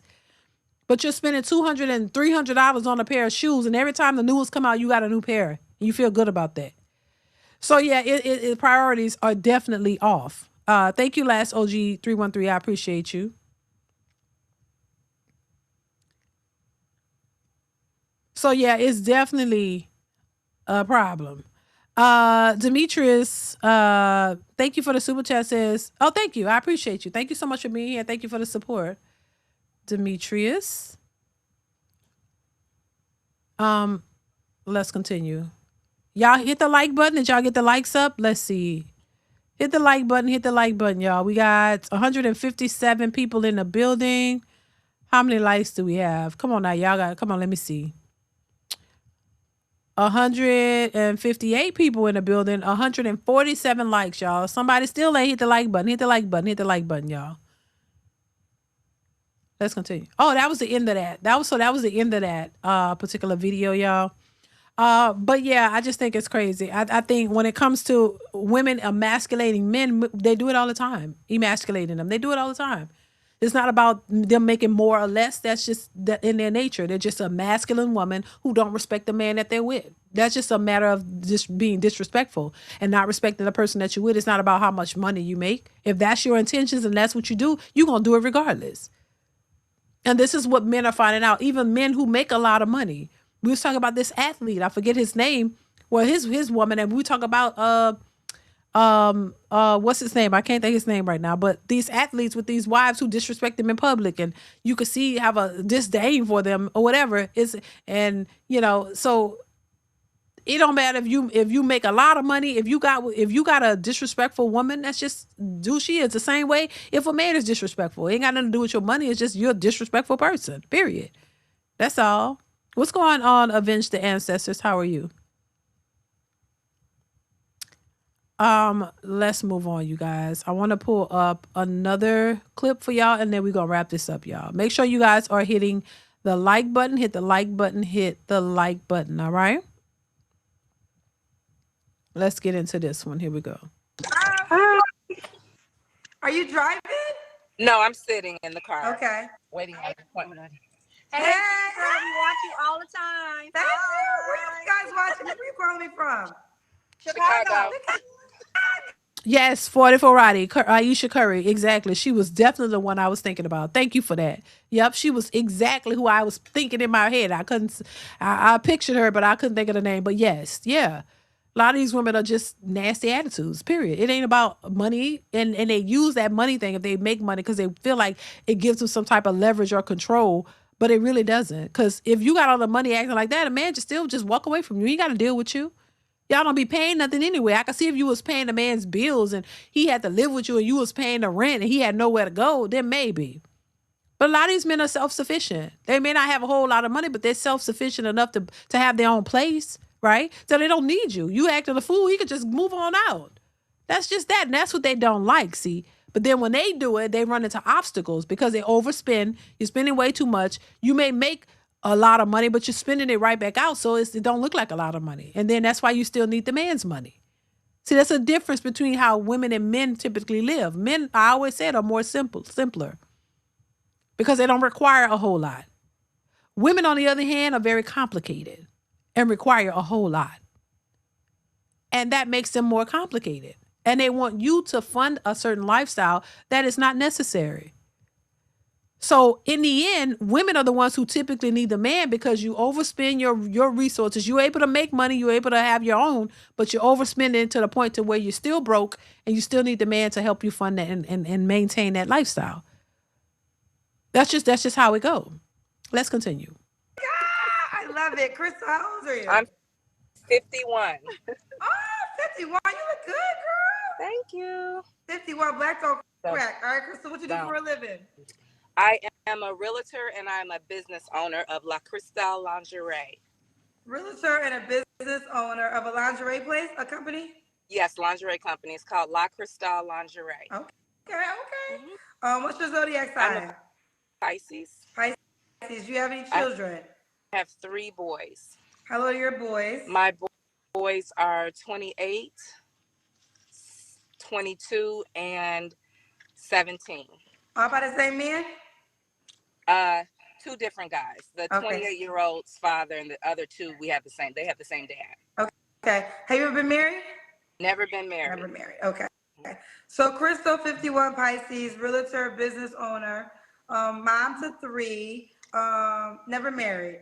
Okay. What kind of man are you looking for now, honey? I'm looking for a great guy that knows exactly how he wants to treat a woman, that is focused, careered, driven, and wants to take care of a woman and build with someone like myself as an entrepreneur. Okay. I don't want your head to get cut off, so bring it up a little bit so we can see it. There we go. Why would a man want to build with a woman entrepreneur? What does that look like? Can y'all tell me what that look like to y'all? So a man who's successful, why would he need to build with a struggling entrepreneur? That sounds like somebody who wants a man to fund their business. You want him to pay and fund your business and help build your business up. That does not benefit him. His name ain't on that. There's nothing he gets from that. You just want a generous, if I say generous, nice man, that means a fool. To come in and put money on your business and help your business to grow, he gets nothing from that. If anything, he'll lose more money dealing with that. That's what that sounds like to me. He's already successful, but you want him to build with you. You mean build your business. That's how I see it anyway, y'all. Listen, y'all let me know what y'all think. Let's continue.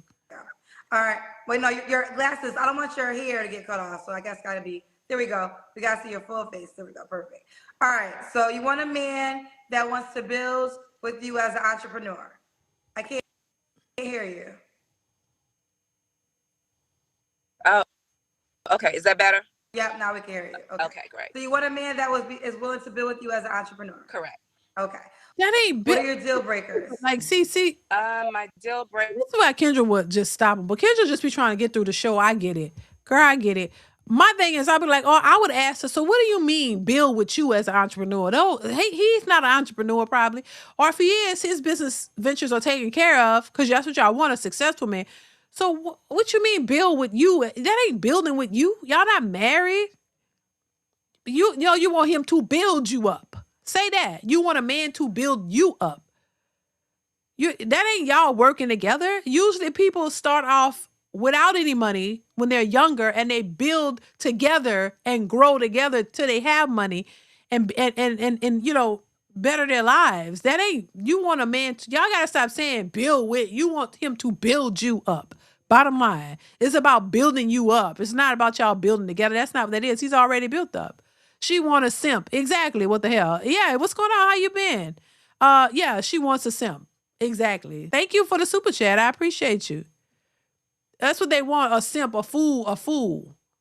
Straight up. Let's continue. I don't want a liar. I'm not trying to control anyone.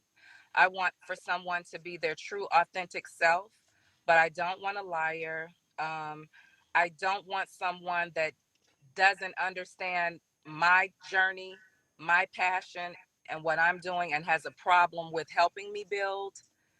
And I want someone that, I have grandkids, so I want someone that just wants to build a future for the most part. Okay. Does he have to look a certain way? I would prefer for him to take care of himself.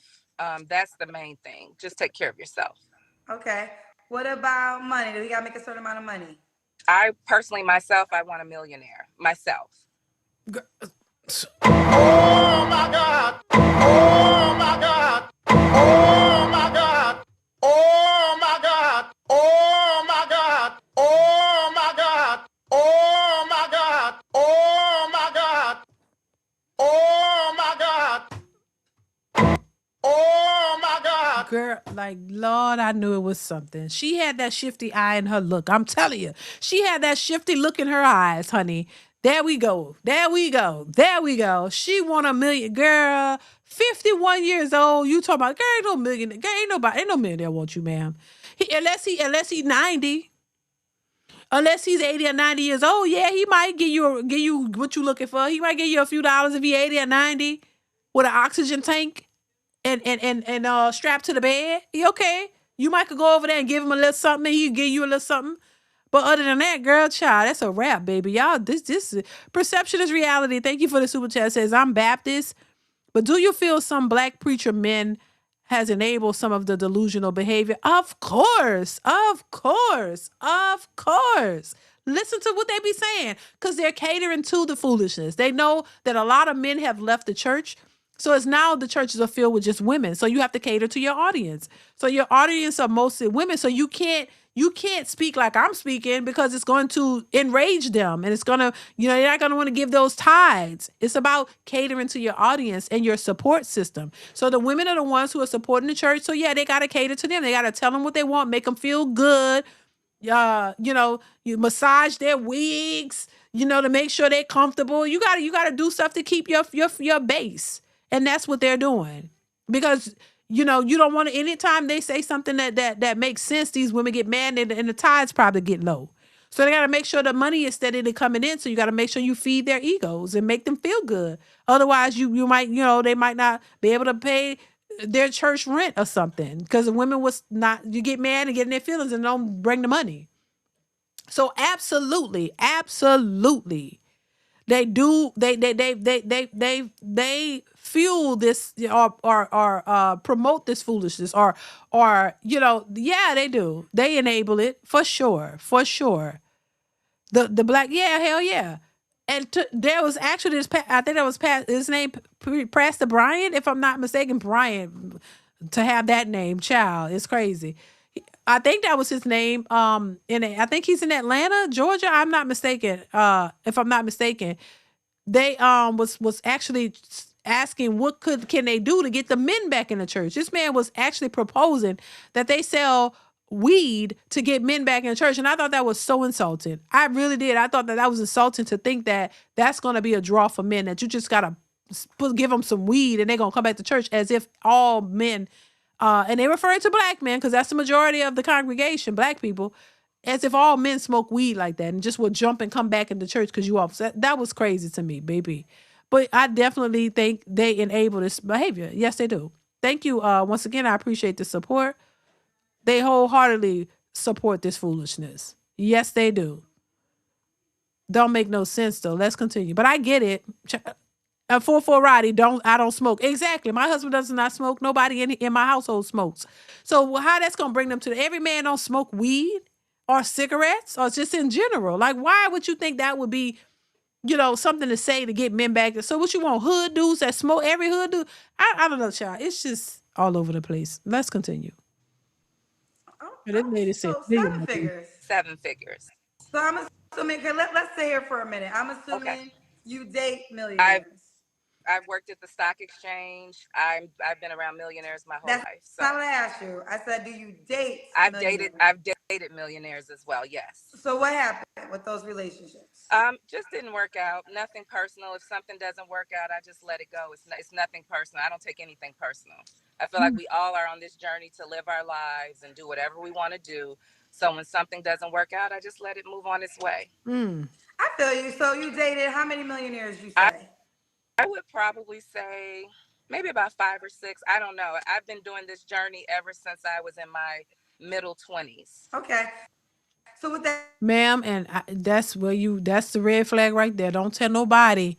You've been on your dating journey since your mid-20s, and you still ain't locked down a man. Oh my God. Usually when you start early, if you are a marriage type of woman, you should have a husband by now, honey.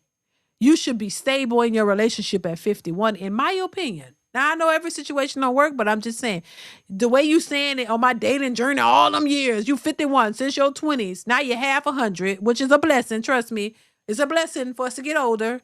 I'm, it's a blessing, but I'm saying you should have a man, a husband at this point. You got grandkids, but you ain't got a husband. You should have a husband at 51 years old. Especially you've been on your dirt dating journey since your 20s. Why you ain't locked down one of the millionaires? 6 of them, 5 or 6, she say? Girl, you should have been able to lock down one of them millionaires. What happened? Did he not want you? What was going on? Let's see. Let's see if she exposed what was happening, child. Let's continue. that being said, 5 or 6 millionaires, and that's a big feat. Not a lot of women. First of all, not a lot of people even meet millionaires, let alone date millionaires, right? So if you dated 6 millionaires, what was the issue with any of them that could not go long term? A lot of times I think when you're in a certain caliber inside of your life, you have the option to move around and do whatever you want to do. And at those particular times in my life, I was a lot younger. I didn't know what I had sitting in front of me. So I probably wasn't taking my exposure as seriously as I should have at that time. So now that I'm a much more mature woman, if I get my run again, I'm definitely going to take advantage of that. So when was the last time you dated a millionaire? How old were you? The last time I was probably in my maybe 40s. So we're saying 10 years ago? About 10 years ago. Okay, so 10 years ago was the last time you dated a millionaire. Mm-hmm. And now you're saying so what at 51 do you wish you would have knew at 40 so you could have just locked it in? Well, for one, I think that your environment is extremely important. And as I stated earlier, I worked at the stock exchange. I worked at the Chicago Mercantile Exchange in Chicago. So my whole exposure and my whole everything was the entity of finance and money. So I would tell my younger self to look at your environment and take advantage of the opportunity for the environments that you're in. And don't be afraid to let go of anything that's not serving you properly. So for me personally, at 51 years old, I was just in the presence of a high affluent entertainer. I don't think he knew that I was 10 years older than him. And I told him no. I told him I was not going to go home with him and hang out with him personally. So but let's get there, because that's not what you want, though. You don't want to just go home with somebody and hang out. Are you, or are you seeking that? Or are you seeking? No. That's why I turned that down, because that's not what I want. I want respect behind the money. Right. But why would he even approach you in that manner? Why would he think it was okay to approach you to just go home with him? Why? See, that's the thing. You got to look at the type of men that you're attracting to, not just the money. You can have money all day, but if you try to disrespect me, hell no. No, you shouldn't tolerate disrespect. But why is he approaching her in that way anyway? You 51 years old. You would think people would have a certain level of respect for an older woman. And the way you carry yourself and the way you present yourself it teaches people how to treat you, even if they don't know you. Like, you see a woman dress respectfully and she looks like she carries herself with respect and she's acting and moving that way. You will feel like a damn fool to approach that lady with disrespect or vulgar language or insinuate certain things. You will feel funny about that. But what is it about you that would make a man feel comfortable with disrespecting you in that way? That's the question I would ask. Black Unity, thank you for the super chat. Says she dated 6 millionaires from the same state. Cheyenne Bryant got her license. Oh my God. Baby, that's a red flag right there. Black Unity. Child, okay. Yeah, I already said red flags, but even that's the icing on the cake. Oh, girl. Okay, that's saying a lot, child. Thank you, Black Unity. I appreciate you. I appreciate the support. Let's continue. Let me ask you this. Those millionaires that you dated, were they situations like that, or were you in relationships? They were probably more situationships that could have turned into God relationships damn it. had I taken my dating Girl. seriously. Oh Lord. Now we see. See? Let them talk. And then you will get the full story. Okay, so you were in 6 situationships. They had money, probably with athletes or who knows. She said stock exchange. It doesn't matter. Girl, you was getting ran through allegedly. That ain't no goddamn relation. That's why you ain't got no man. You got ran through all those. They didn't take you seriously. You probably looked good to them, and that's what it was all about. And you was down for it. There you go. Situationships, you can't count those. That's why you at this age still looking for a man. That's what typically happened. Somebody mentioned Kevin Samuels. That's what Kevin Samuels was trying to tell y'all years ago. But y'all got mad and got in y'all feelings and hated the man for telling you the truth. Now y'all experiencing it. He's just not here to see it all unfold, but now y'all experience exactly what he was saying. You got ran through, you didn't prioritize. She said she was young, she wasn't thinking about that probably. She looked good, she thought she had options, and here you are at 51 with grandkids, single, and expecting a millionaire. Don't make no kind of sense. Let's continue. So you think, so the reason it wasn't a relationship was on your accord, not the guy's accord? I would probably say yes, because I think that we have the opportunity to lead the situation because we have the power in the situation. You don't. No, I disagree with that. Right. Thank you, Kendra. Thank you. Lord have mercy. Thank you, Lord have mercy. I disagree with it too. No, you don't have the power, baby. That's y'all problem. Y'all fighting for power. Fight the power and you're losing. Y'all still fighting for power and you ain't got no power. Where the power at? The power that y'all do have, you didn't let it slip through your goddamn coochies. You let it slip through your coochie. The power slipped right through your coochie. You let the man slip right through the coochie. That was the power you had, and you let him run through you, and now you don't have nothing left. What you mean power? Y'all fighting for power, and y'all fighting for the wrong type of power. You ain't got no power. These y'all the one thing y'all can control, you let that go. In the name of freedom and empowerment, y'all want power so bad, you're missing it left and right. And these men are finessing y'all to y'all old age. And now you sitting up here thinking that you still got, throw it off. Let's continue. And let me tell you the reason why. And this is why I'm asking you, because like you, I live in a world of men who are fluid and have money. Okay. The biggest thing that I have seen is a lot of them do not want to become husbands because it doesn't, in their mind, it doesn't make a benefit. Now, we could challenge that disbelief all day long. Okay. But now, of course, there are millionaire men who are married. And so I'm not saying that all men that got money do not get married. But I think even in your own experience, this is why I was asking you about your experience. Okay. If you dated 6 millionaires and they were all situationships, would that not be a sign that these were not men that were trying to settle down and become a husband, or no? Yeah. Well, for me, as I stated, I think that when I was in my youth, in my prime, everything was at my footsteps, but I didn't realize it. Okay. So had I understood what I was in front of, I could have made the relationship work for me. I could have controlled that relationship for me. So you can't, where those men at? I mean, they still alive. Why can't you go back to those guys? They were once at the stock exchange. I'm not in that environment anymore. I'm an entrepreneur myself, pursuing my own dreams, my own goals, my own aspirations. And so I'm totally focused like a deer in headlights with making my business and my real estate industry pop for myself. So I'm not really focused on that so much per se. I'm focused on me and mine more than anything. So why are you looking for a man? Once again, she just told on herself, you're looking for a man to take care of you. You want a man to fund your business and your lifestyle. You don't want a man for real companionship. You want a man to take care of you now. Now that you're trying to focus, she says she's focused like a deer in headlights on her own business, her own self. My. So she's not gonna have room for a man. You want him to come in and help you. That's it. You need help. And that's typically what happens the older you get. When you're doing it all by yourself, now you need some help from the man. You wasn't able to procure a man in your 20s and you weren't focused on that, and that's your bad. And you wasn't looking for that. So you just had all the fun.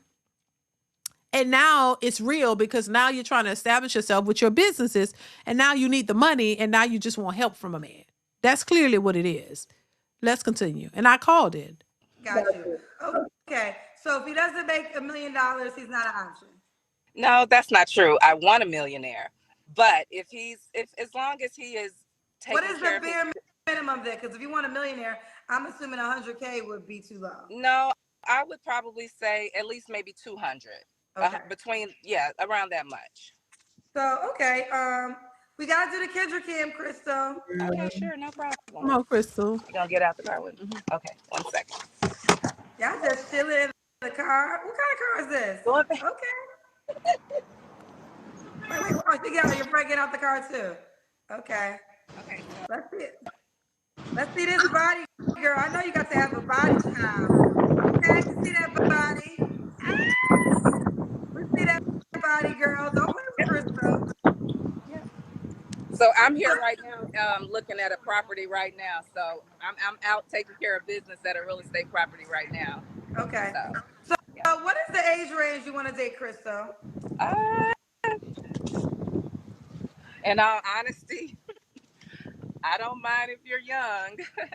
So I would probably say, because for me, if you are young and you're taking care of your business and you know what you're doing, then you have a certain mentality and a certain mindset. So for me, I probably take someone between 40 and let's say 55. 40 to 55. I'm going to move forward just real quick. Those men that you once dated, do you know they're like, did they ever get married? Did they ever settle down with anyone? In all honesty, I haven't spoken to any of them in so long, but I do hope that they got married and settled down. You don't know their names? Like they're not on Facebook? You don't ever do like... No, these were very affluent people because I was at the stock exchange. So right, but you're telling me you dated them, right? So I'm saying you know their names and stuff. You don't. Yeah. They didn't have like you have no idea where they're at in the world now if they ever got married. No, I don't. To be honest with you, I don't know what their lives took Girl, on at that time. Girl, it was situationships. It was hookups. That's it. Apparently, allegedly. What? I mean, come on. They don't be. Some of these people don't be knowing the person's last name, honey. It was a fun time back. Fun times. That's what she told you. She was young and she was having fun. She wasn't focused. But now she's 51 and she's focused. She wasn't focused. She don't know all that, Kendra. You asking too much. Child, let's continue. That was back when I was in my late 20s, going into my middle 30s. So I don't know what those people are doing with their life now. But I know at that particular point in time in their life, the world was their oyster. They could have done and did anything that they wanted to do. Okay, fair enough. All right, what was your last relationship, Crystal? Oh, my last relationship, my real relationship was probably about 7 or 8 years ago. Her real relationship. Let me ask you. She said her real relationship. See what I mean? Because it was a bunch of situationships. She wasn't focused. She probably had a good body, young and young tenderoni, and she was having fun with it. And now, when you get to half 100, it's like, oh shit, I need help. Oh my God, my businesses haven't flourished. I'm trying to focus on that. I'm laser focused, but I need a man. If you laser focus on your businesses, what is a man gonna do for you other than pay for that? That's what you want him to pay. You want a man to pay for it. That's it. You don't have time for him. You only worried about your businesses, what you need to accomplish for yourself because you missed out on it. And now you're older, so you got to hurry up and get what you need. Latrell, thank you once again for the super chat. Says she's looking for a retirement plan now. Girl, bye. I know that's right. Exactly. Yeah, she need help. That's why I say these women, they want to do what they want to do. Thank you, Latrell. I appreciate you. They want to do what they want to do, but they want somebody who they might offer a little coochie to, just enough to keep you giving them that money, and so they can get their businesses off the ground. She said it. She was clear about it. I mean, sometimes, you know, you got to listen to what people say and accept what they're saying. And she basically said that. That's what she said. Let's continue. Okay, I'm going back to the age range. You'll date 40 to 50? I can't. Hello? Okay, there we go. My phone rang. All right. Yes. You'll date 40 to 50, you said? Yep. Now, what is your goal? Is your goal, so, okay, you have 3 children. Are your 3 children by men that were millionaires? My two children's dad, the one who I got the 2 kids by, he definitely has made over $1 million. He is a business owner and real estate developer. You guys couldn't like get it together? No, we couldn't get it together because we were together for years, for a long time, Yeah. damn near as though it was a marriage. So we grew together. I watched him grow through his transgressions in life, and it just... That's your husband right there. Not anymore. He was my husband at that time. We're on totally different pages. Does he have another woman? He's in another relationship, yes. Okay, fair enough. Okay. All right. So 40 to 50, is your goal marriage? Honestly, my goal is marriage. I would prefer to be married, but my main goal is to have a truthful, honest relationship where we are both being our authentic, true selves and just living life and enjoying the moment and creating experiences more than anything. So I don't want for anyone to force a relationship of marriage. I think that should be an organic thing that happens organically. Yeah. Okay. So let me say this. I think she realizes that's probably not. She's never been married, and at this point, she probably won't. So she probably realized that. So that's why she's organic. Why wouldn't it? What else would it would be? Fake? Like, come on. She needs some help from a generous. All she gotta do is say a generous man, and that seals the deal, child. Perception is reality. Thank you once again for the super chat. Says, I used to roast passport bros, but now I've seen the light. Honey. Oh my God. He said, marriage and family is my end game. And as pro-black I am, I don't see it happening in the USA, right, in America. As pro-black as I am, I don't see it happening in America. Right. I mean, listen. I mean, look, there's more than one way to skin a cat. You know, you could go other places and find suitable women. You just got to put yourself out there. You know what I'm saying? And I think it's possible, you know, and that's what a lot of men are seeking out. So, I mean, listen, if you have your stuff together and you got your head on straight and you're looking for something that's real, you could find it. You know, I think there are good women all over the place, you know, and in other places as well, other countries as well. You just got to find one that wants that's on the same page as you and want what you want, you know. And you know, it might seem difficult, but you just got to any relationship or anybody out here looking for relationships and stuff, it's not going to always be easy. It's not going to fall at your feet. You got to work for it, you know. And so I just think women and men have to do that, especially in this dating market. Lord have mercy. I wouldn't want to be single for nothing in the world. I would not want to be, but even if I was single, baby, I could still get a man. I'm just saying, respect, love my husband. And I don't want no other. But what I'm saying is a lot of these women are single and they're struggling because what they're looking for is unrealistic. I think if you are a woman who understands what men want, understand what men are looking for, understand how to get a man, how to treat a man, and you're not super unrealistic and want all this foolishness, deposits and date, I think you could find a man. I think the men are out there. I think there are good men out there. I think the women are just delusional. That's why they can't get one. But I think for any woman who knows what a man is looking for, I've seen women who have been married, child, and divorced and married again. There are attractive women who know how to treat a man, but for whatever reason, the relationship didn't work out. In some of those situations, the men were cheating. Now, why he was cheating and all that, I don't know. I just know that there are women who have been married, and I'm not saying that's a good thing, but I mean, the part I'm pointing out is the fact that they were able to get a man to marry them once. They were able to get another man to marry them twice. Some of them even the third time. And then there's some women who can't even get one man to marry them.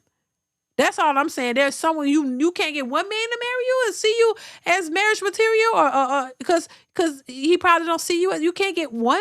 Like, so that says a lot. You know what I'm saying? I just think that it's something about you to where now one man, out all you are so attractive and all this, got a body and all that. A lot of these women with these BBLs and these bodies and all that, and y'all still can't get one man to look at you and say, "This is my wife. I want to marry her." Even if it didn't work out, you never had one man. One man, all you needed was one to say, "I see something in you that I will risk it all, and I'm gonna take a chance on being with you." Not one. And this is why that's why these engagements are so important. Oh, I've engaged 3 and 2, 4 and 3, 5 times, and none of you ain't married one of them. They think that that's a flex. You know what I'm saying?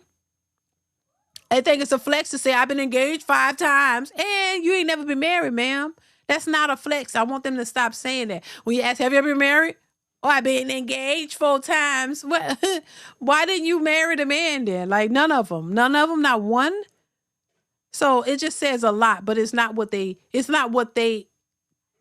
expect it to mean. They think it means something else. Thank you, Perceptions of Reality, one more time. I appreciate you. Let's continue, y'all. Well, you do definitely look great for your age.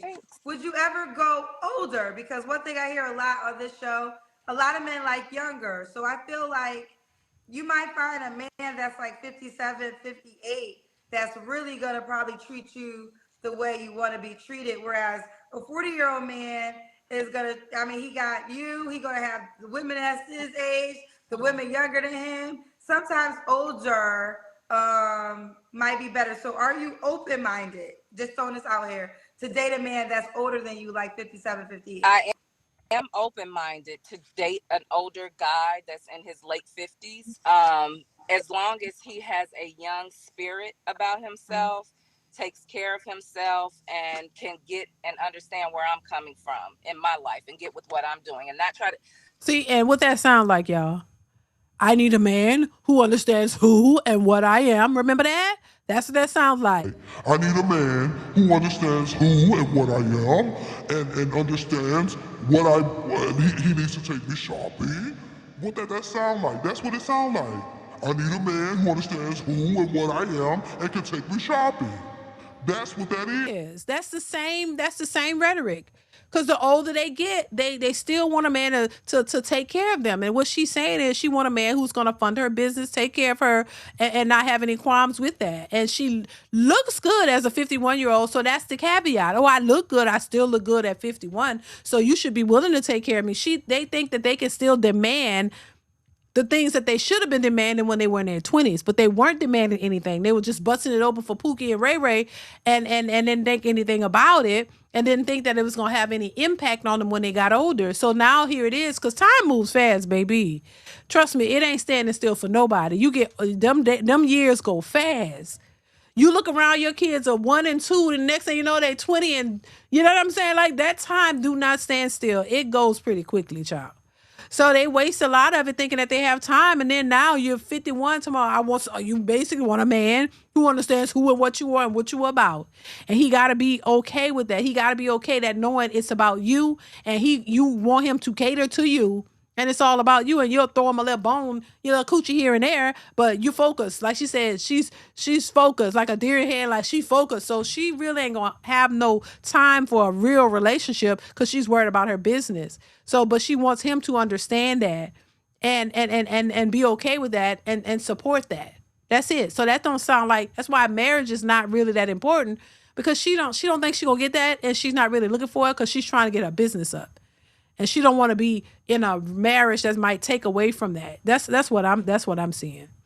Latrell says, you've dated all these millionaires and still haven't locked one down. That tells you everything you need to know about where the problem lies. Exactly. Straight up and down. No qualms about it. It's exactly, it tells you everything about her. But that's what I'm saying. And then at the big part of your age, you want a millionaire. You want a rich man. That tells you right there, somebody who's going to fund that business, and she'll throw him a little coochie in and that's it. Not a real. And then it says too, like when you've been used to situationships, no matter as you get older, you still used to situationships. These people don't be knowing how to commit and be in a real committed relationship, for real, a real marriage where you're going to have to compromise and you're going to have to resolve conflicts and you really going to have to be in that relationship. You just can't run away. And it's not just based off of sex. They don't know how to do that. Most people don't. Most people don't know how to really be in a real committed, a real relationship where it's really about the two of y'all. And you ain't running off and dipping in and doing it with somebody else and coming back. No, a situation where it's real commitment. A lot of people don't know how to deal with that, especially a lot of women, because they get bored too fast. And you want something exciting, so you walk away. So, yeah, I don't think she wants real commitment. I think she wants somebody to fund her businesses, like she said. Thank you, Latrell. Once again, I appreciate you for the support. So that's how I see it. Let's continue. A lot of times men try to control women. That's what I have found. Me, myself, personally, I have no interest in that because I'm not girlfriend, those men are controlling. So I don't understand why women negate when you ask for an affluent man that makes a lot of money. And they're that way because they had to work hard to become that individual. And at this moment in their personal life, they want women that fit into their life. So that is a common thing to the price category of the man that you desire. And I think women, listen, ask for what you want, child, but you have to also understand what you're asking for. Right. Right. That's just what it is. I get that. But me, myself, I am an entrepreneur. I'm creating $1 million business. Nobody gives a goddamn about you being she said that entrepreneur word too many times. A man don't give a damn. If you asking for $1 million man, he don't care if you're an entrepreneur or whatever you got going on. He don't care. That's the part they don't get. I like, what is going on in the mentality of a lot of these? The man you looking for don't care about if you're an entrepreneur, ma'am. And if he was to take you seriously, he probably wouldn't want you to be an entrepreneur. He probably wants you to be a housewife. So you keep saying I'm an entrepreneur. That don't mean shit to a man. That might mean something to the Bonnie Crew Society members of America. That might mean something to the Bonnie Crew members because they like the degrees. The degrees are way heavy in their minds. So yeah, they gonna think that's great and special. But the type of man you looking for don't give a damn about your degrees. Stop. An entrepreneur, they don't care about that. And you would think a 50-year-old woman would know that. Let's continue. Business. I'm a realtor. I have the same goals, dreams, aspirations, and stepping in the same shoes that person is. And I've experienced that. So I just don't want a whole control factor. I understand in a relationship, there's a certain amount of respect that you have to have for your partner. There's a certain amount of submission that has to be there. And I am 1000% willing to give that. I just don't want I don't want nobody standing on my neck. Let me say this, and I think this is where the disconnect is coming for the women. But why would you be expecting a man to stand on your neck? What type of that's why I say a lot of these people have only been in situationships, not real relationships. Because if you were a man that really cares about you, he wouldn't want to stand on your neck. Why would he want to stand on your neck? Most men don't want to control the woman that they love. I think that's a misconception that a lot of people have, that men just want to control you. No, I think they want the best for you. They want to make sure that you're safe and they want to protect you and they want to do things. They want you to follow their lead, because if they're leading you in the right direction, they want you to follow. They don't want you to be combative. But I don't think most men who care about the women that they care for the women that they love and their families, they're not trying to control you. They're not trying to stand on your neck. They've only dealt with men in a situationship manner. So he might throw a little control your way or whatever, because he don't really give a damn. Tell you what to do, because he might want to control you because it's fun for him to do, because you weren't his real woman. You were just somebody he was screwing, and he don't want you to screw nobody else. And he wants you to be up under him because you're his piece for the time. Not peace as in peaceful. No, you're his piece of somebody to fool with. You're his piece of meat, like that he can throw and toss like a rag doll and screw how you want to. That's the type of piece you are to him. He don't care about all that other stuff. So he might be a little controlling to you, because a lot of women think controlling is a good thing. In some cases, they think that that's a good thing. They think that means he care. Girl, he told me he don't want me wearing it such and such. A lot of women take that as a sign that he really likes them. He really, but no, he's he's marked his territory, and he's what's the word I'm looking for, y'all? He's he's not really controlling, but he's like what's the word I'm looking for? I can't think about it. I can't think. He's what? Not controlling, but he he marked his territory. He's kind of what's the word? I can't think of the word. Goddamn. Whatever, but y'all know what I'm saying. He's territorial. He's like, this my piece of meat. And as long as she with me, she gonna be my piece of meat, and I'm gonna tell her this, and that's it. And then when I'm done, okay, now I don't care what she do. Like, come on, like that's because a lot of women have only dealt in situationships. They have not. They've never experienced real long-term relationships where it wasn't control. And then a lot of them, when they've been in long-term relationships, they use that as an excuse to walk away, saying he was a narcissist, he was controlling, but you've been with him for 15 years, but he was all these things and you stayed. And then when you leave or get tired of him, now he was all these things. Like, that's an excuse to leave, and that's an excuse to not be with somebody for real. I honestly think she want a situationship that pays, a hookup situationship with a man that could pay for her business and her lifestyle. Desire that type of guy. Like, I think a lot of times your great attributes can also almost be a disadvantage. Let me explain that, right? Okay, no man that I talk to in that money category wants a bum, right? So that ain't the goal. They're not looking for a girl that can't pay a rent and can't do nothing. That they don't want that. But what they do want is a woman that can fit within their life. So with you being all those things on your own, that's great. But let's say he's like, well, listen, I want to go away for a month. Are you able to stop your job and just go away for a month? Or I want to do this. Are you going to be able to be home? Because I think the disconnect with boss chicks, sometimes you look at wives and you're like, well, she's not even as accomplished as I am. Like, how does she get this man if she's not as accomplished as I am in the work field? And the reason is because that man chose her because she fit within his life. She was the mother of his children. She's there when she works, when he's home from work. She has food. She's available to travel when he wants to travel. So I think that's one of the biggest disconnects that boss chicks sometimes don't realize, that the guy you guys say you want, how you feel as though your career is your advantage. To some men, it's a disadvantage. To most men, if he's already established, making $100,000, $200,000 or more, or he's a millionaire, that's the disadvantage to him. He don't need a boss chick. That's the part they're trying to compare to the men, but that's not what the men want. Classy, what's going on, Classy Young Man 35 says, she's good at being single. I hate quitters. Just like her career, she needs to remain successful at being single, so don't quit, child. Yeah, I agree, Classy. You good at being. I heard that man say that on the Pop the Balloon. You're absolutely right. Be single because you are good at it, and that's it. But I don't think. Thank you once again, Classy. I appreciate you. I don't think she want a man for real committed relationship. I think she wants somebody to pay for her businesses and her lifestyle, because she can't afford it at this point. Quantum Solace, thank you for the super chat, says money is just energy, a tool that brings out the very best and or the worst of you. I agree. People do not understand that the real currency is knowledge and wisdom in this new era in time. Money will come and work for you. I agree. I think people put money is necessary. We know that. But it's not the end all be all. And I say it all the time. I think there are other qualities that you must have in life. There are a lot of things that can take you a lot further than just money. Now, money is great. And if you have it, great. You want to live a good life, great. But if you really want, when it comes to relationships and men and women and all that, money to me, it's not the biggest issue.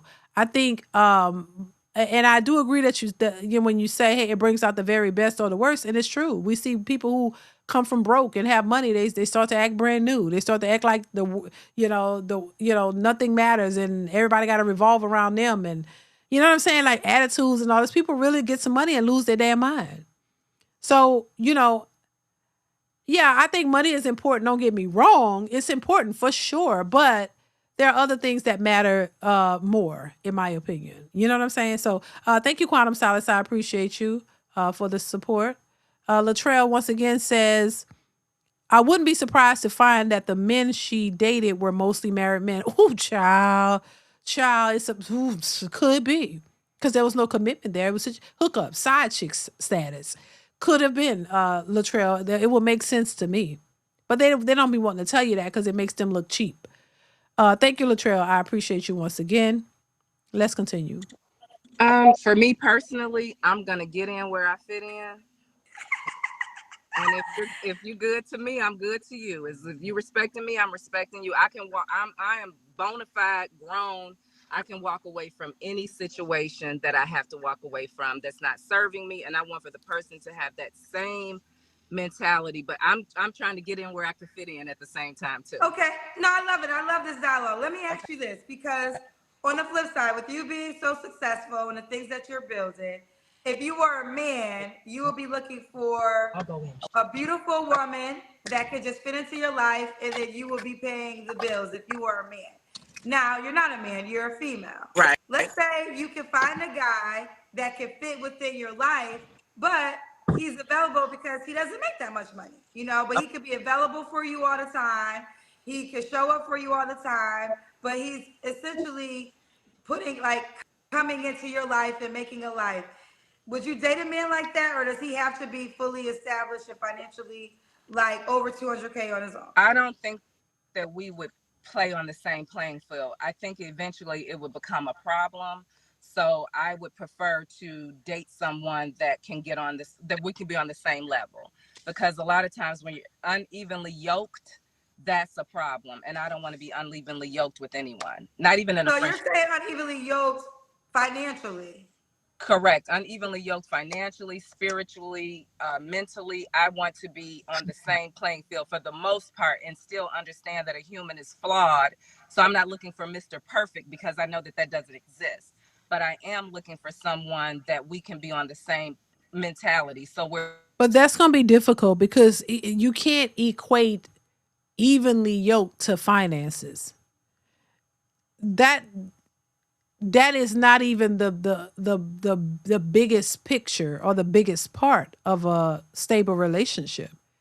Somebody's finances, y'all not making the same amount of money, has nothing to do with your mentality, the level, or how evenly yoked. They like to use that because, once again, it's an echo chamber of women saying the same old things. They have a rule book around here somewhere. I hope I can find it. But she's talking about unevenly yoked based off of how much money he makes. So if she makes 100K, he make 80K, they're unevenly yoked. You don't want him. That has nothing, the amount of money that a person makes has nothing to do with how good of the person, how that person's going to treat you, how good they are to you, their mentality, how they see you, how they view you, how they show up for you. All of these things, all of the qualities that would make for a healthy relationship on both ends, how y'all going to show up for each other. Because a lot of the pressure is always put on the men to show up a certain way. And even the way I just gave that example, we naturally automatically go, as women, we naturally always go to how the men should show up and use the greatest examples of how men should show up. But it's not only the man, it also has to do with the woman too, how she shows up for him, how she presents herself, what skills set she has, what's her mentality, how she view men. That is just as equally as important to how the man should show up and how y'all see each other. So we got to start like retraining the way we think and how we say things, because it's always, as women, we want to point to all the things the man should have, but never look at what the woman should have.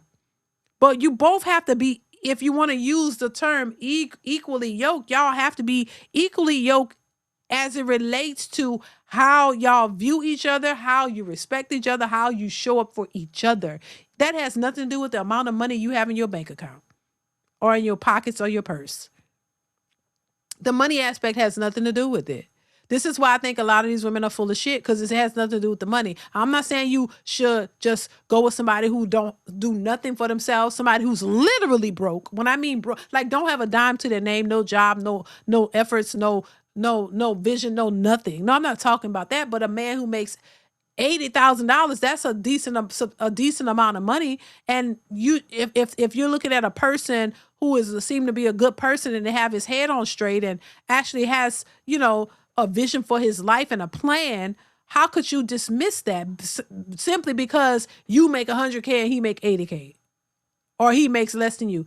That is so foolish. This is why I say At 50 something years old, these women are not, you're not going to find no man who you think is evenly yoked with you, who makes more money than you. And he have all of the other characteristics that you want. Because if you thought that was possible, you should have it by now. She's a relatively attractive woman. You should have that by now. You shouldn't be 51 years old still looking for that. And I'm pretty sure if you didn't get it in your 20s, I'm pretty sure in your 30s or early 40s, you realized it. Why couldn't you get it then? And now in 50s, and you still looking for this? If it was that easy and available for you to get, and it was for you, why don't you have it by now? Because it's not going to exist the way they think. It's not going to exist the way they think it should. You haven't found, if it was out there, you should have it by now. And it's not. So yeah, this is crazy though. This is crazy. Perception is reality 6769. Thank you once again for the super chat. It says structure equals control / tyranny to them. Right. I literally heard a woman say she don't want no man to control her. She's not going to be submissive to any man. And because it feels like he's trying to tell her what to do, and she's not, no man can tell her what to do. She don't. And then they said, oh, well, what do you think about cooperation? It's like, what do you mean I have to cooperate with you? I'm not cooperating with anybody. And then they even gave her the definition of that. And she still says she don't want that. So a lot of these women are just lost in the sauce. That means you don't want to work a man. So like Classy said, you're good at being single. So just stay single. Stop trying to look for a man. Because you're not going to find a man who's going to be everything that you believe he should be, and he going to want you. The men who may have the things that you want already are married, or they're looking for something else. And they're looking for something that doesn't look like a boss chick. I'm just saying. And you could call that what you want, but they're not looking for that. They're looking for something more soft, something cooperative, something more submissive, the exact same things that a lot of these modern women are running away from. Thank you once again. Perception is reality. Let's continue. As if I'm saying that I need to do this or that they aren't, that if I need to go do something for my businesses, or if I need something for my businesses, you're not knocking it, you're lifting me up because you can see the vision of where I'm coming from. I want a visionary in my life. Got you. You know that men marry unevenly yoked women every day, though. Like they marry women who's on the same financial level. Right. And guess what? For those who choose to do that, that's their business. But me personally, I tried to be in an unevenly yoked relationship for years, and it just didn't work. I need someone that we can get on each other's level. I love it. Okay. So what are 3 flaws you have to work on? I would say that I love my children, so I'm definitely a person that probably caters to my children a little bit too much. So I would probably say that. I could probably let my guard down a little bit because I definitely have somewhat of a guard put up, not to the point to where it's not doable, but I do have a little bit of a guard put up. And I could probably, I don't know. I don't know. Fried, died, and laid to the side, Derwin. Right. That's what I say. They're cooked for sure. Done. Real done. It's too late. Like, and it's nobody's fault. If you didn't get it early on, it's nobody's fault, And then they're still entitled. It's not like you're older and you realize the truth. No, they're still delusional. At 50 and 60 years old, still delusional. So they are done, fried, dyed, and laid to the side, and cooked and burnt and done to no avail. Like it is what it is. There's no. They're still delusional at 50 and 60 years old. It's still delusional. You know what I'm saying? And Classy, she didn't even have a husband. Well, her baby daddy. She could beg the baby daddy to take her back. She was never married. I'm just saying, like, and they're still delusional. I can see if you learn something and you realize, you know what? Yeah, I'm delusional, and at this point, I just want a man to love me and I love him, and let's just work together. No, they still want millionaires and stuff. Like, come on now, this is. Oh my God! Don't make no bit of sense. just maybe exercise more. How about Yeah, that? no Okay. flaws. And what Spend too much. You cater to your kids and you don't exercise enough. That's your flaws. Unrealistic. why would a guy be lucky to be with you, Cristobal? I would say a guy would be lucky to be with me because I'm a very loving person. I'm a very understanding person. I'm someone that's looking to build. And if you have a family already, I'm definitely very open and giving to accept and receive that. I'm someone that's trying to live and experience life to its I fullest. love it.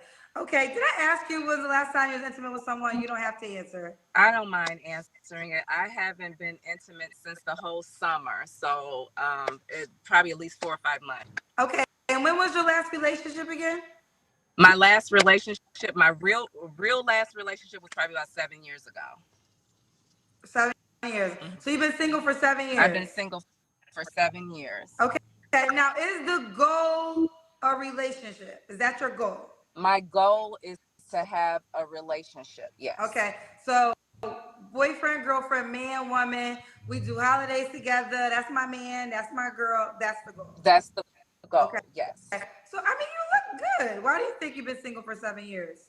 I think I've been single for 7 years because I have boundaries within inside of myself, and I have a standard and a way that I want to be treated. And being a single woman out here in the world, I have experienced a lot. I have experienced a lot of saying that it's one way and it's a whole nother ball game going on, thinking that, a woman is supposed to jump to your beat or skip to your beat or be so impressed. Well, that's the man you said you want, girl. But let me say, but it's okay if it's for real. So it's a lot of pump faking going on in the world too. That's true. And I have no interest in that. So I ask God to give me discernment to be able to see exactly what's lying in front of my face, with being humble, not ego driven, with still remaining feminine and being in my ladylike behavior. And God gives me the opportunity to see that. And so when I see that, I just let it go. No problem, no harm, no foul. We're still cool. Girl, I'm done. Okay. It never fails. Oh my God. It never fails, y'all. I swear, y'all, it never fails. They always bring God into it after the fact. When you were 20 and God had it going on, you could care less about God and none of that. Just busting it open left and right, getting cracked left and right. Then you get older and now it's all about God and God-fearing man. He got to have $1 million and I will accept nothing less. If you can't have me at my worst, you don't expect me at my best, and all of this BS. It's like clockwork, y'all. I promise y'all. They will bring God into this mess. Ain't never been married, never thought about God, never thought about, having a union under God and building a family with a man. It's all about, no, you need help now. And you're using God. They use God in vain. They use God for any time they're trying to finesse somebody out something. You want to say, oh, you want to guilt trip men into thinking it's about God, and you want to be a generous man, don't you?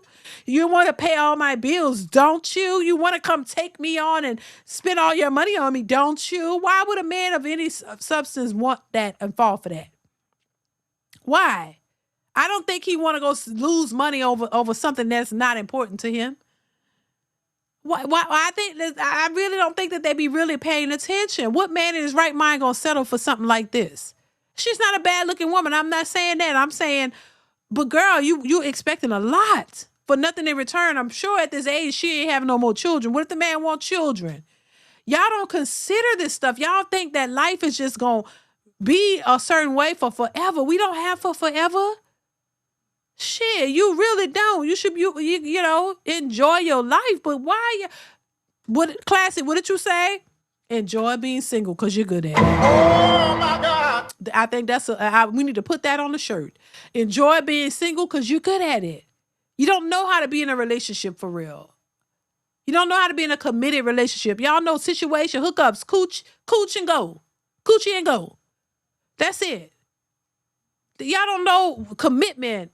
The ins and outs, the good and the bad of relationships, the ups and downs, the resolving conflict and being there just with each other. You don't know nothing about that. That's too complicated. Because you're used to Oh, if it don't serve you, you heard that. Anytime you see a woman say, if it don't serve me, run. Run to the hills from what's coming to help. It ain't worth it. I'm going to make a red flag shirt with some of the most clearest red flags that you should look for in some of these women. Because when they say what you not going to do, when they say, I need a damn generous man. The word generous tells you everything you need to know. When they say God-fearing, ooh, you know what that means. When they say they want a partner, when they say they want, somebody who is nice, generous, nice, all those are buzzwords. Those words you look out for. Generous and nice, that means they're going to expect you to pay for some stuff. They're going to want some money right out of you real quick. They want you to pay. They ain't into you. They just want your money. Those are the words you should, and some more. Like, come on, and fear, God-fearing, Lord. They want a God-fearing man. You just slept with somebody months ago, but that's still not inside of the will of God. Leave God out of it because he has nothing to do with it. Good God Almighty. It's a mess. But we see it every day. We see it every day. And so men are accustomed to it, y'all. And if y'all watching this channel, you certainly gonna be accustomed to it. Black women considering marrying each other because no men, that too, and that ain't working, Pharaoh. Two women, bumping cooches ain't really working. They can't do it. They can't sustain that. Thank you, Pharaoh. They can't sustain it. Quantum Solace, thank you for the super chat. Says, what would these ladies do when the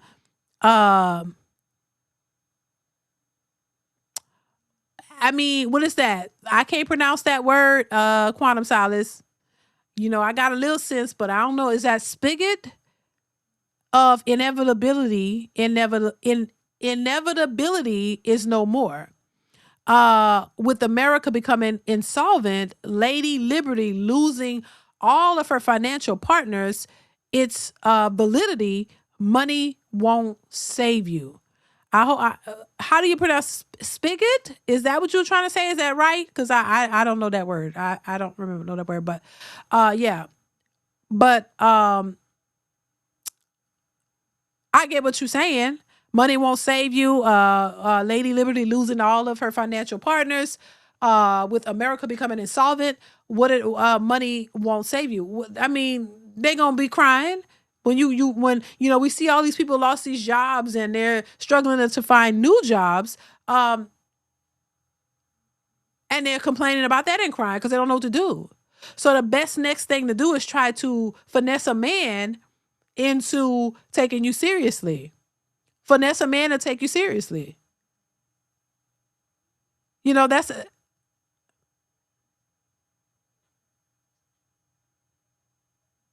okay. Gotcha. Yeah, they'll continue to blame everybody else and cry on social media and wonder what they're going to do for help. Because once again, it's not about a relationship. It's more about help at this point. They didn't want to build a relationship when they could have built it. So now they've missed that opportunity. So now it's about helping them because you don't know how to be in a relationship with one man. It's going to be too difficult because they're used to being with different men. They're used to having hookups and situationships. So it's very difficult to be with one man for real. It's going to be boring to them. It's going to wear them out. So they got to have the freedom to exercise their, coochie rights and feel empowered by it to go to sleep with men, but have one man that will, pay, that will be okay with giving them a little, that they can give him a little coochie and he just be okay with that because, at least he getting some and he'll just pay for her lifestyle. That's what they really want if they was to be honest about it. You want a man who's going to fund your lifestyle and you give him a little bit of coochie and that's it. Thank you, Quantum Solace. I appreciate you. Latrell says, when the armor of a boss chick meets the vulnerability of love, the ego is the hardest wall to break. Right. Yeah.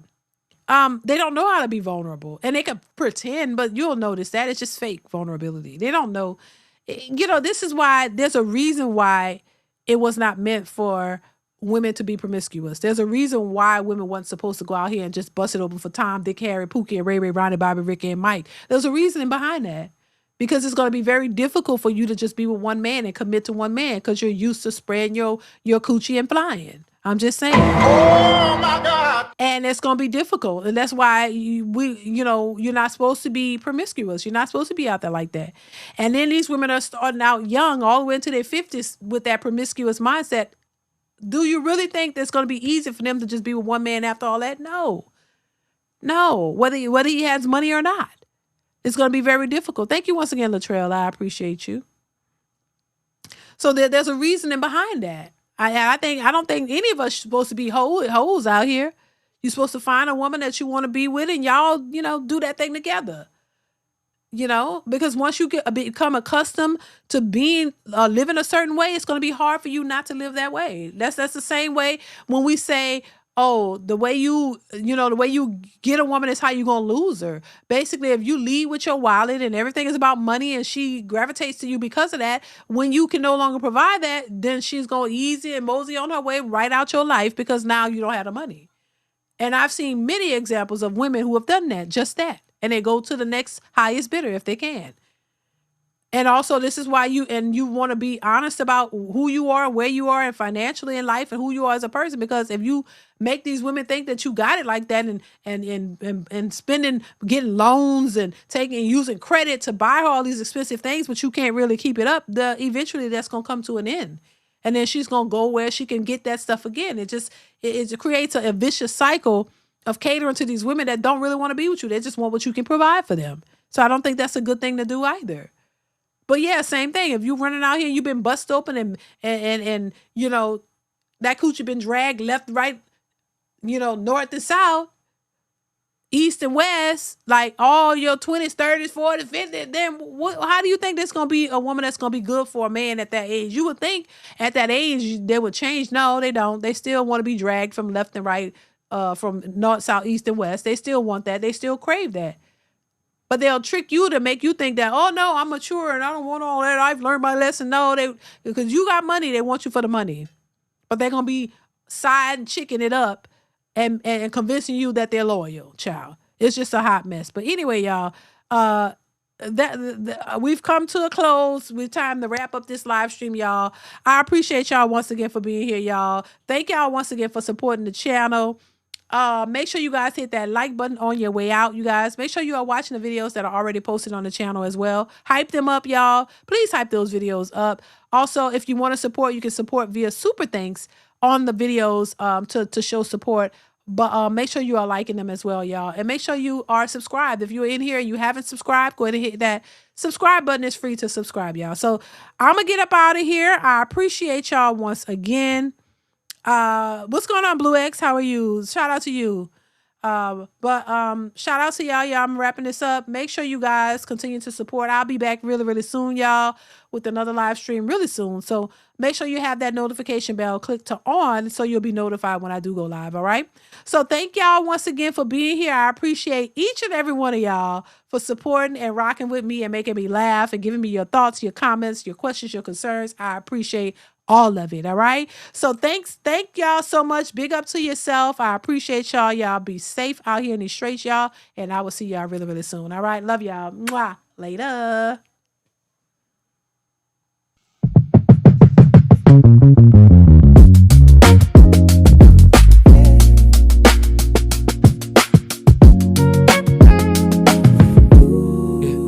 You laugh and my heart chokes. Might as everything you touch turns gold. You dance in the hallway like nobody's told. You say my name so softly, like it's a little word. Yeah. Every time you're near me, all my doubts get blurred. You take my day, turn it bright, brand new. Every look you give says I choose you. I get you anybody ever could. You get me in a way I never understood. And every little smile, every little move you do. Ooh, baby, I don't need a reason. I just know. I get yeah, you're talk about your dreams, eyes wide, shining clear. And you tell the wildest stories I could listen for years. And you roll your eyes and kiss me when I'm stubborn and proud. You pull me back to center when my thoughts get loud. You take my fear, turn it into truth. Yeah. Every time you touch me, I remember you. I get more than anybody ever could. You get me, in a way I never understood. Every little smile, every little move you do. Ooh, baby, I don't need a reason. I just know, I just know I get. When